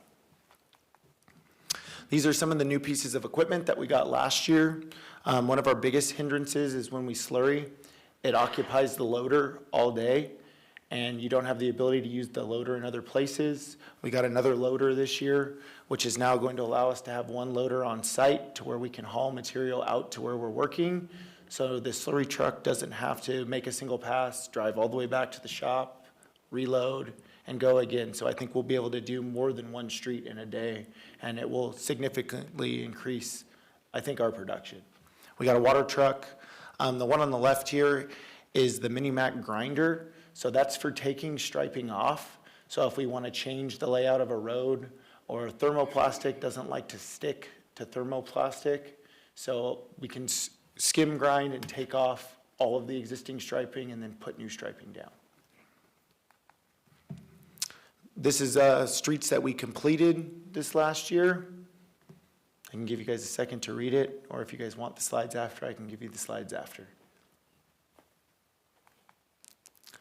And then I think one of the biggest things that we always need to keep in mind is that we're fiscally responsible. We've really been, as City Manager Strand likes to tell us, we've been in a sprint for the last few years, and I've been telling you for years now we're going to get through all the Measure V reserve funds, and we have done that now. So we made all of our transfers and utilized all that TDA money we got to true up all of our budgets. We cut our paving project out of the budget this year just due to the pool and due to all the RSTP money that we've got and how big the AHSC program is, which will give the Measure V reserve a chance to rebuild. So that way we can guarantee that when we do go to do these paving projects, if I do need to come back to you to make sure we do them right so they last, we have some money in reserve so I can go back, I can fix it correctly. Any questions? Next, we've got our fleet maintenance. They take care of fuel procurement. They do in-house maintenance on all of our city vehicles. This is that ISF allocation from all the departments that you saw. We have 2 guys in there. They absolutely work their butts off. They do a great job. They maintain all of our transit vehicles for all the CHP inspections to have riders on them. And we've put some money in the budget this year to get them some new software, which will give us the ability to track exactly how much money we're spending on a vehicle.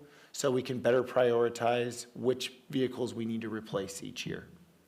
Limbo is a great thing. It allows you to make work orders, task orders, so you can literally go back and have a comprehensive list of all the things you've changed on a vehicle year over year. Next, we have our transit department.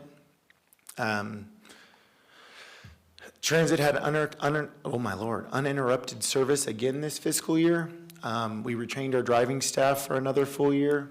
We had one depart right at the end of the year, but for the most part, we made it the full year with our full driving staff. We rolled out our new dispatching and tracking software for route scheduling to further optimize the department. When transit was started in 2012, when the city took it back over and brought it back in-house, they purchased Route Match. We haven't touched that software since 2012. The reporting module for all the state reports we have to do, and as City Manager Strand will tell you, I spent a lot of time doing reporting for transit this year, trying to get it all caught back up to where it needed to be. The reporting module is next to nothing in Route Match, and we found a lot of places that we weren't tracking mileage for like revenue service, revenue miles, revenue hours correctly. And it has the ability to severely hinder what you're allowed to claim in your TDA claims. It can get you in trouble with NTD. So we felt it necessarily that we needed to have a newer software that can track deadhead miles, that can track all these things that we have to report on. So that's a huge upgrade in our system. It allows us now to pick up multiple passengers on a route. So when we switched to demand response in COVID, we basically went to almost like a taxi service. Somebody calls for a ride, we give them a 6-minute window for when we'll be there, and we tell them what time we will be dropping them off. So one bus could go to the north side of town, drop somebody off, their next trip could be on the south side of town if it was optimized, but a lot of time it wouldn't be. So this gives us the ability to, if a new trip comes in, you can optimize the route, and basically you don't build it in a 15-minute window for when you schedule rides. You can schedule rides like every 4 minutes. So you can pick up multiple passengers on your way to drop them off. So I think this is gonna severely increase the amount of trips we can offer. Typically we have about 11,000, what they called unlinked passenger trips. I think with this ability and with the LC Top grant that we got and offering free fares, it wouldn't surprise me if we see 12 to 15,000 trips this coming year. We also did some realignment in the transit division. We had one person depart us this year, and after some careful thought and discussion with the transit drivers and with the 2 dispatchers, we decided that we didn't need to fill that position, that we could change some titles, divvy up the tasks of the coordinator to 2 people, and I think we could literally function the exact same as we have been. This not only will decrease expenditures, but it allows us the ability to give much due raises to the drivers and to the dispatchers and to all the people in transit without affecting the city budget. And in fact, it actually is going to save expenditures for the city budget. One of the other things this picture is, as you can see, we had 3 of our transit guys. They went down to what's called the rodeo, or as I, for some reason, cannot not call it the rodeo. And they actually take a bus down there and they drive it and they do an obstacle course and they get timed. And if I remember right, there was like 12 divisions down there and they actually took 3rd place. So it was pretty cool to see, and builds their networking to be able to call other agencies when they've got questions about reporting. So I think it's a good tool for them to be a part of. Wow. Our big budget notes this year. We do have a CMAQ grant looming that we want to get finished. It's going to replace hopefully 4 of our buses, and if it replaces all 4 of our buses, we will then have 1 gas-powered bus to meet our zero emission requirement that we're supposed to have by 2030. We've got $52,000 again for ongoing dispatch software. This is your routine software maintenance and support.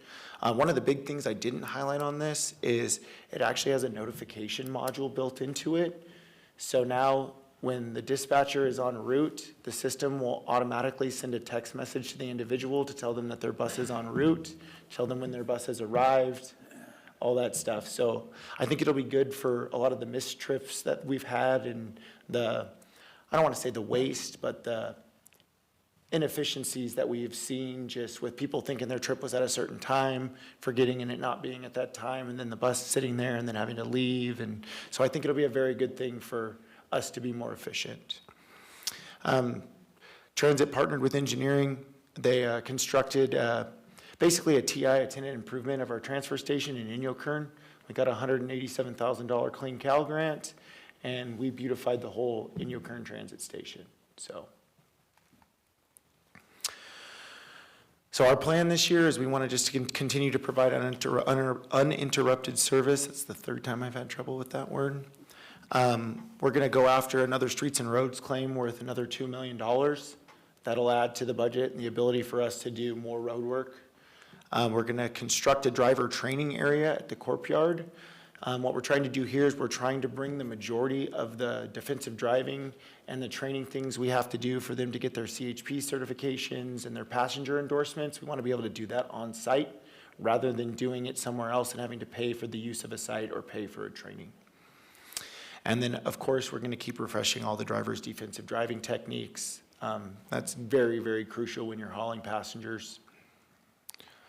Next, we've got wastewater.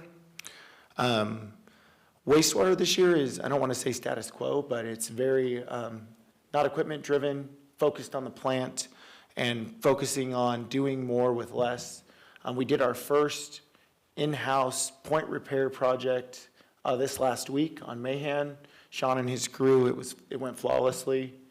2 days, they were in and out. They replaced about 25 foot of pipe on Mahan. So that way when we get out there to pave the road, we've got no deficiencies within the sewer system. They've continued to implement the pretreatment program. They've been going around monthly, making sure that businesses are keeping up on keeping their grease traps clean so we don't have grease issues, and continuing to try to educate the public on why it's important that these grease traps stay clean, because it creates a big mess and a ton of work for our guys if they don't. The other big thing that we're going to look at doing this year is we're going to launch what we call the sewer layer for GIS. That's where we've got all the as-builts for sewer already digitized.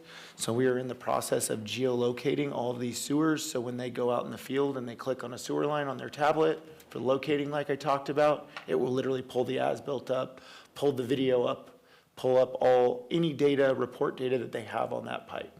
So it'll give us a way to track locates, track where we've seen issues, make work orders so we can see where hot spots are, where we're continually having issues so we can prioritize repairs. And then last but not least, we've got to continue to collaborate with the Navy for everything related to the treatment plant. The big thing right now is we got to figure out how we're going to power it. We're working with the Navy to try to find an alternative power source because the existing 6 kV line is not big enough for the power that we need. I think they gave us an answer. Right, as City Manager Strand said, I think we got our answer today. So our big goals is get that plant to the 100% design phase and get it across the finish line so we can go to construction or go to bidding in '27. Implement our work order management system so we can track hotspots and better monitor our pre-treatment program. Right now, we still use paper and pencil. I'd like to get it to where it's digitized so anybody can go in and see when they were at places, what the comments were, so that way you can have multiple people. If somebody's out sick or has to go on leave for something, you can have other people pick up and keep going with what's the word, preparation time, right? And then lastly, like I said, it's the big thing is we just got to keep working with the Navy and push this plan across the finish line. Quick question. Where, if you can go back one slide. So what's the percentage designed for the wastewater treatment plant? 99.5. Okay, all right, so getting it to 100, we're close. I was going to say that the big thing is we have a couple of hurdles with environmental that we still have to clear, but those are very time specific. So until we have a date for the electrical upgrades that we have to see from the Navy, and we have the power plan in place, we don't want to spend the money on any of these biological studies because you have 1 year from the time that study is completed to start construction.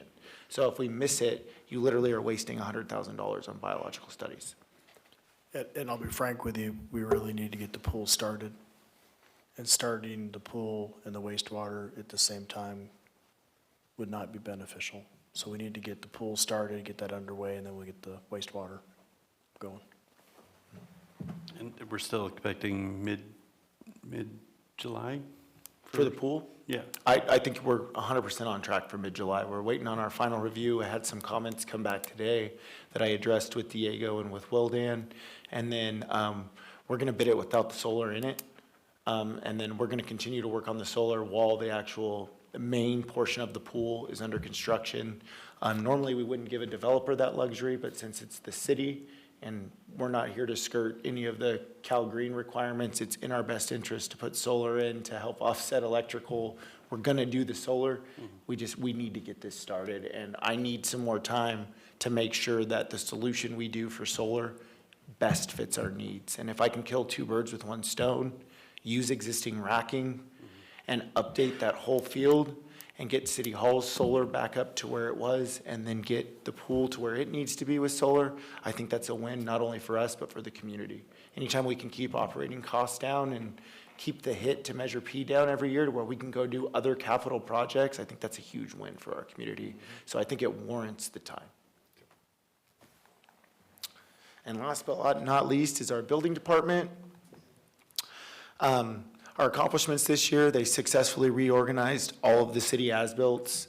If you guys have not seen that map room, it's the nicest map room I've ever seen for how many sheets of 24 by 36 paper we have. So kudos to the building staff for that. They started preparation for a fully automated online permitting process. We worked with Kern County this year and finally got to where we don't have to have 3 sets of paper plans that have to be driven to Tehachapi, then taken by another inspector down to Bakersfield, and then somebody brings it back to Tehachapi, and then it makes it back up to Ridgecrest.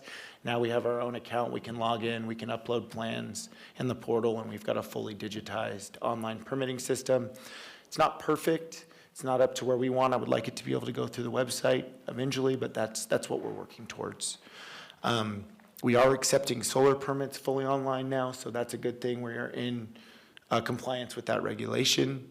And then we have already begun scanning address files, certificates of compliance, and conditional use permits, and any new plans and job cards and things like that that come in, so we can start building that digital network for the future. Our big budget notes this year is we've got some money in the budget for online permitting. Digitizing the address files, we're working with IT right now on figuring out a data management system that we can get to basically recognize text. So when you're inside this data management system, you can search by keywords, project numbers, and you can pull anything that's related to it. So not only do we want the ability for like a finance to use this, to be able to scan items for them and then be able to go in and search for them, but we want the ability to search spatially.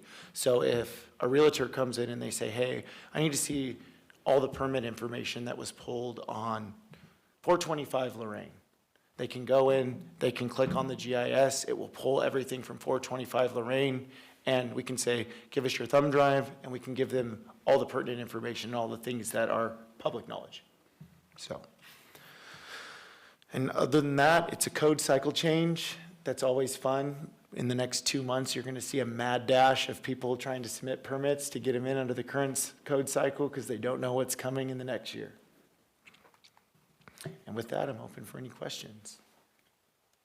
It was very thorough. So my calculations, we have probably like 40 minutes of questions, right? So that you can I think go. I've already lost. He's currently up at 35 minutes, 37 seconds. I'm gonna take the victory of the loss on this one.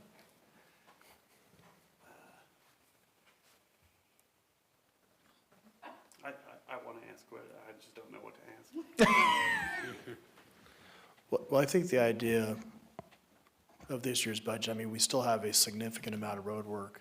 The HCD project is significant. That drainage, that 100-year drainage sump is significant to that neighborhood there off of Felspar. So we have a lot of work, even though I tried telling everybody, hey, let's scale it back. We're really not scaled back. I mean, we're still got a lot of projects. Travis, I had a question for you. So this question is more for the public. I've asked this of you a lot over the years. Are you still using the same method that you have, or is it refined to analyze the streets, to know what order you're going to go in when you're doing your slurry program?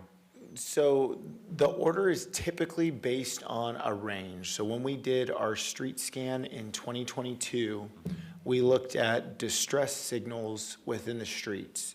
We set a range for a PCI score of what streets we wanted to do in asphalt, what streets we want to do in slurry, what streets need more prep time, what streets need less prep time.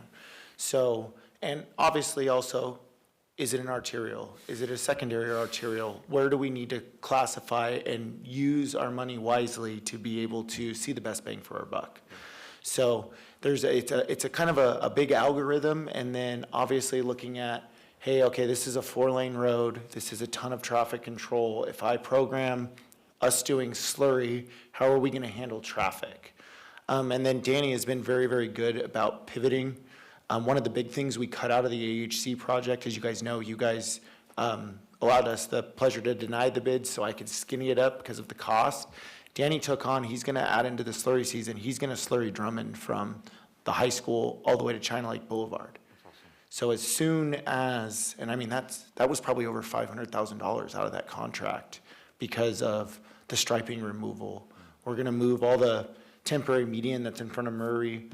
We'll have the ability, we can grind all the striping off, we can slurry it, we can get it up to par, and then Griffith, which is who was the low bidder, who we're gonna ask you to award the contract to, can come in and put in all the type 4 bike path and all that stuff. So it's a full algorithm. There's multiple aspects that go into how we pick the streets. Yep. The biggest one is the PCI score, and we've tried to get rid of the perspective and objectify all of it by using computer-based software that can actually analyze what's the length of cracks, what's the depth of the cracks, how many are there, do we have subgrade failure, do we not have subgrade failure, is it surface deterioration, what is it, so that way we can make sure that we have a tried and true method that when I tell somebody, well, that one's not programmed till 2035, that I have the basis covered to tell them why it's not programmed till 2035.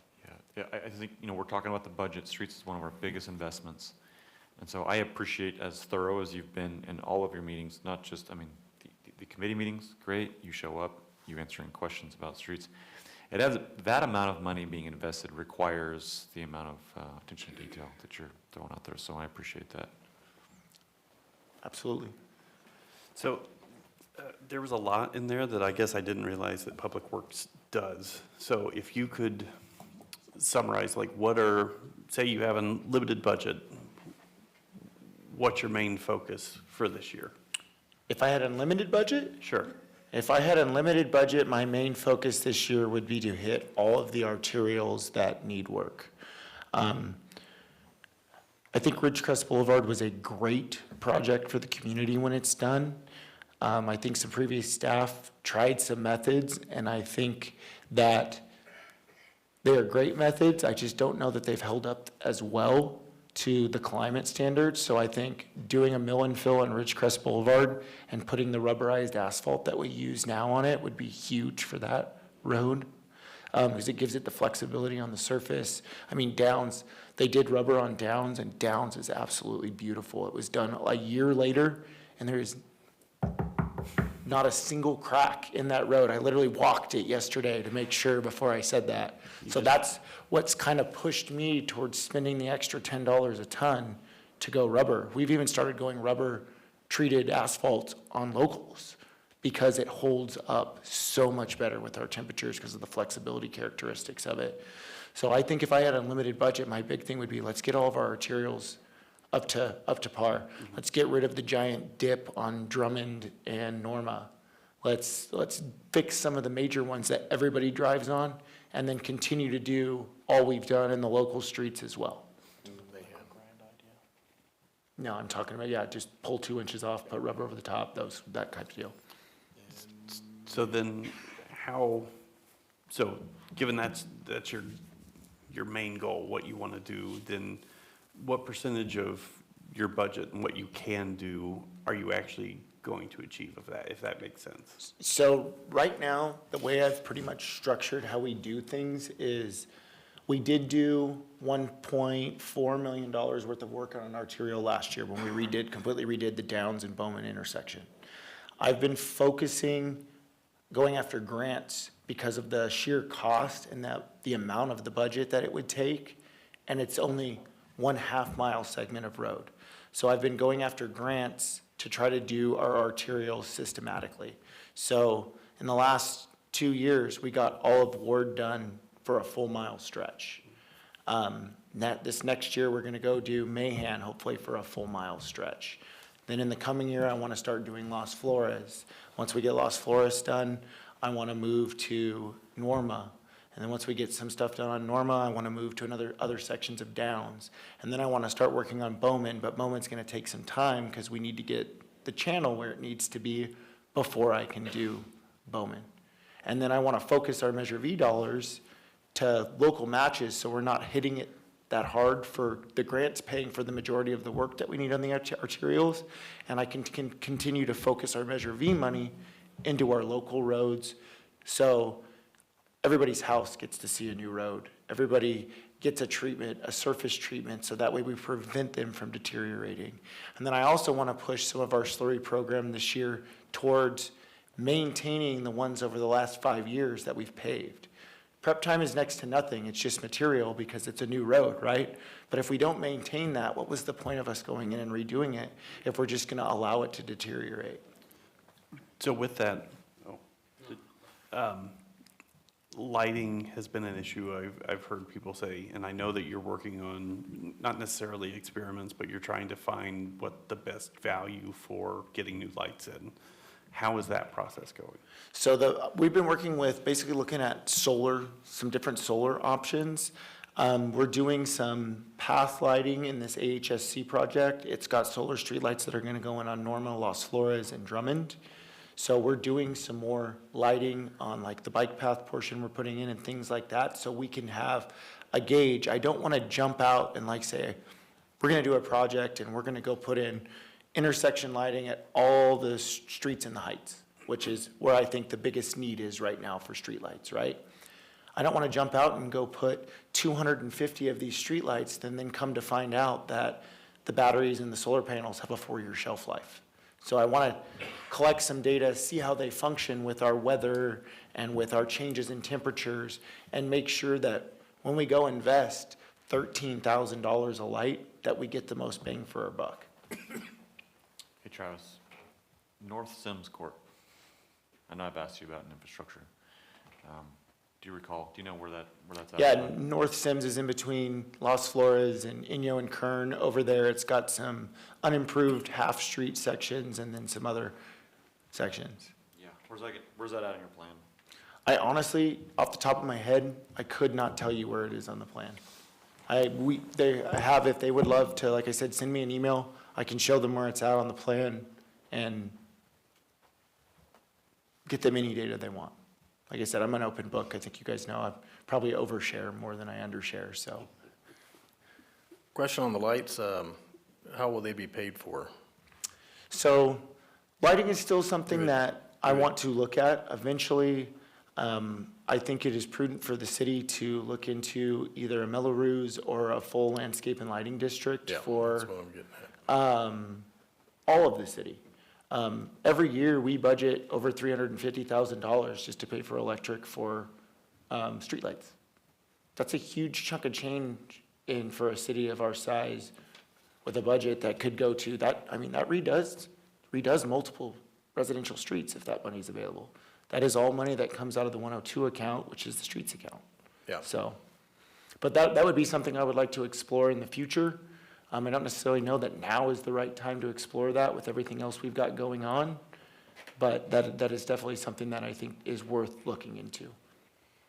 Because Yeah, I a agree. landscape and lighting district out here for if every parcel within city limits was there, I think it would be very affordable to the community. That's kind of what I was getting at, and I think something we should probably, keep looking at and maybe push it into the, priority list here pretty quick, and that way we can pay for all those lights. I think everybody would be very amenable to paying a little bit for lighting, because it's a concern for, you know, the Heights, Northwest, there's streets off of Aileen and south of there that are, so anyway, yeah, and help pay for it, so it's not coming out of the budget. Yep, 100%. Like I said, it's, what's, Ron, what's your favorite saying? What would you like us to cut to do this? No, no, no. All right, with that. Thank you, council. Travis, you're using this new rubber stuff. What is the difference in the percentage of expansion and contraction from the stuff you used to use? We can talk tomorrow. Okay, any other No, questions from council? I would like to hear that answer. We still have 30 minutes. Ron, I do have a question. Sure. Can you go to page 56, please? 56, what's the, can you give me the 56, or the Department of Division? 5107.306, which is Kern County Fire Services. Which one? Oh, 101, okay.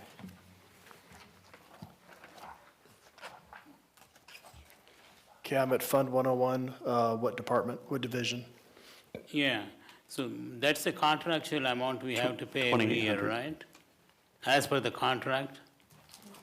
Division is 2,800, Kern County Fire Services. See, the 773,795, Correct. but the estimate we are saying 661,054.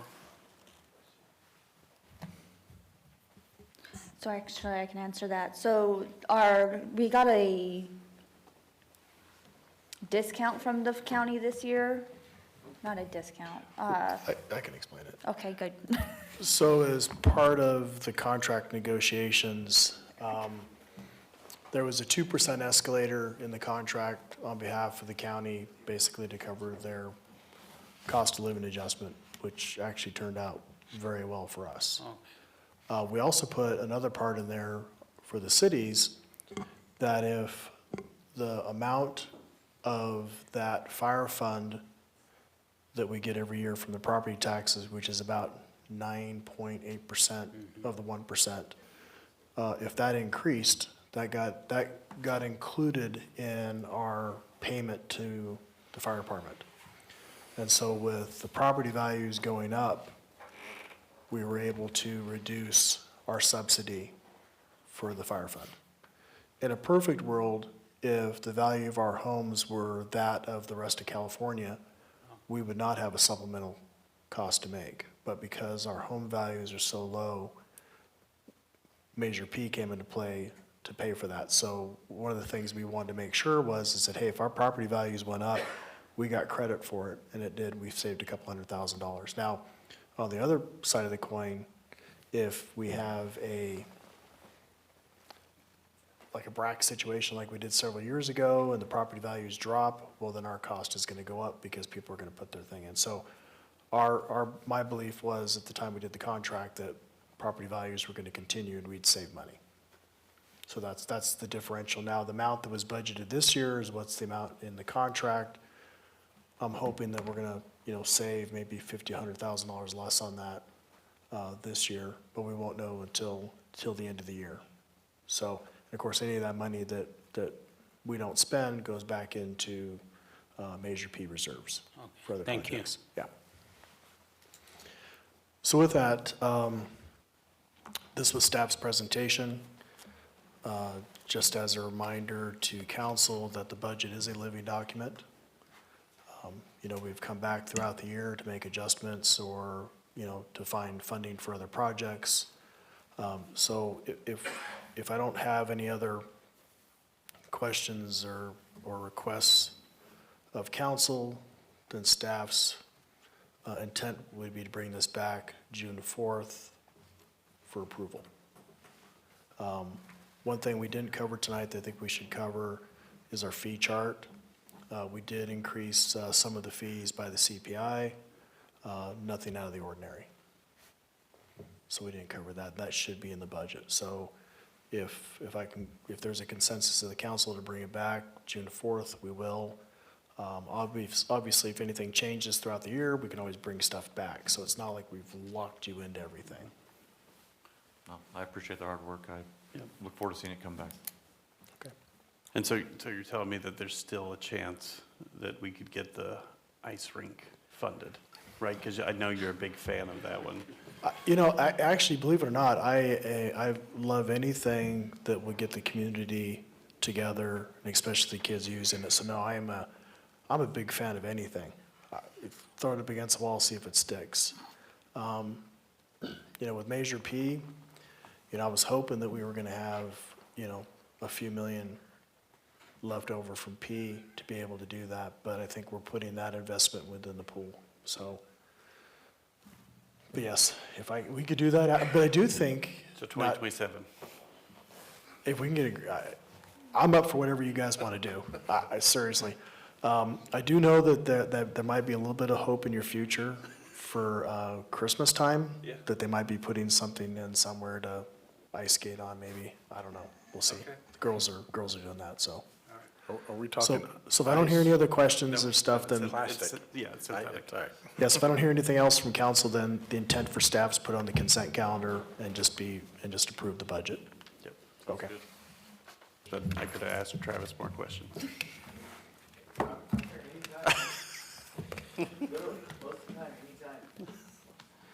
All right, so that concludes it. We adjourn. Great job.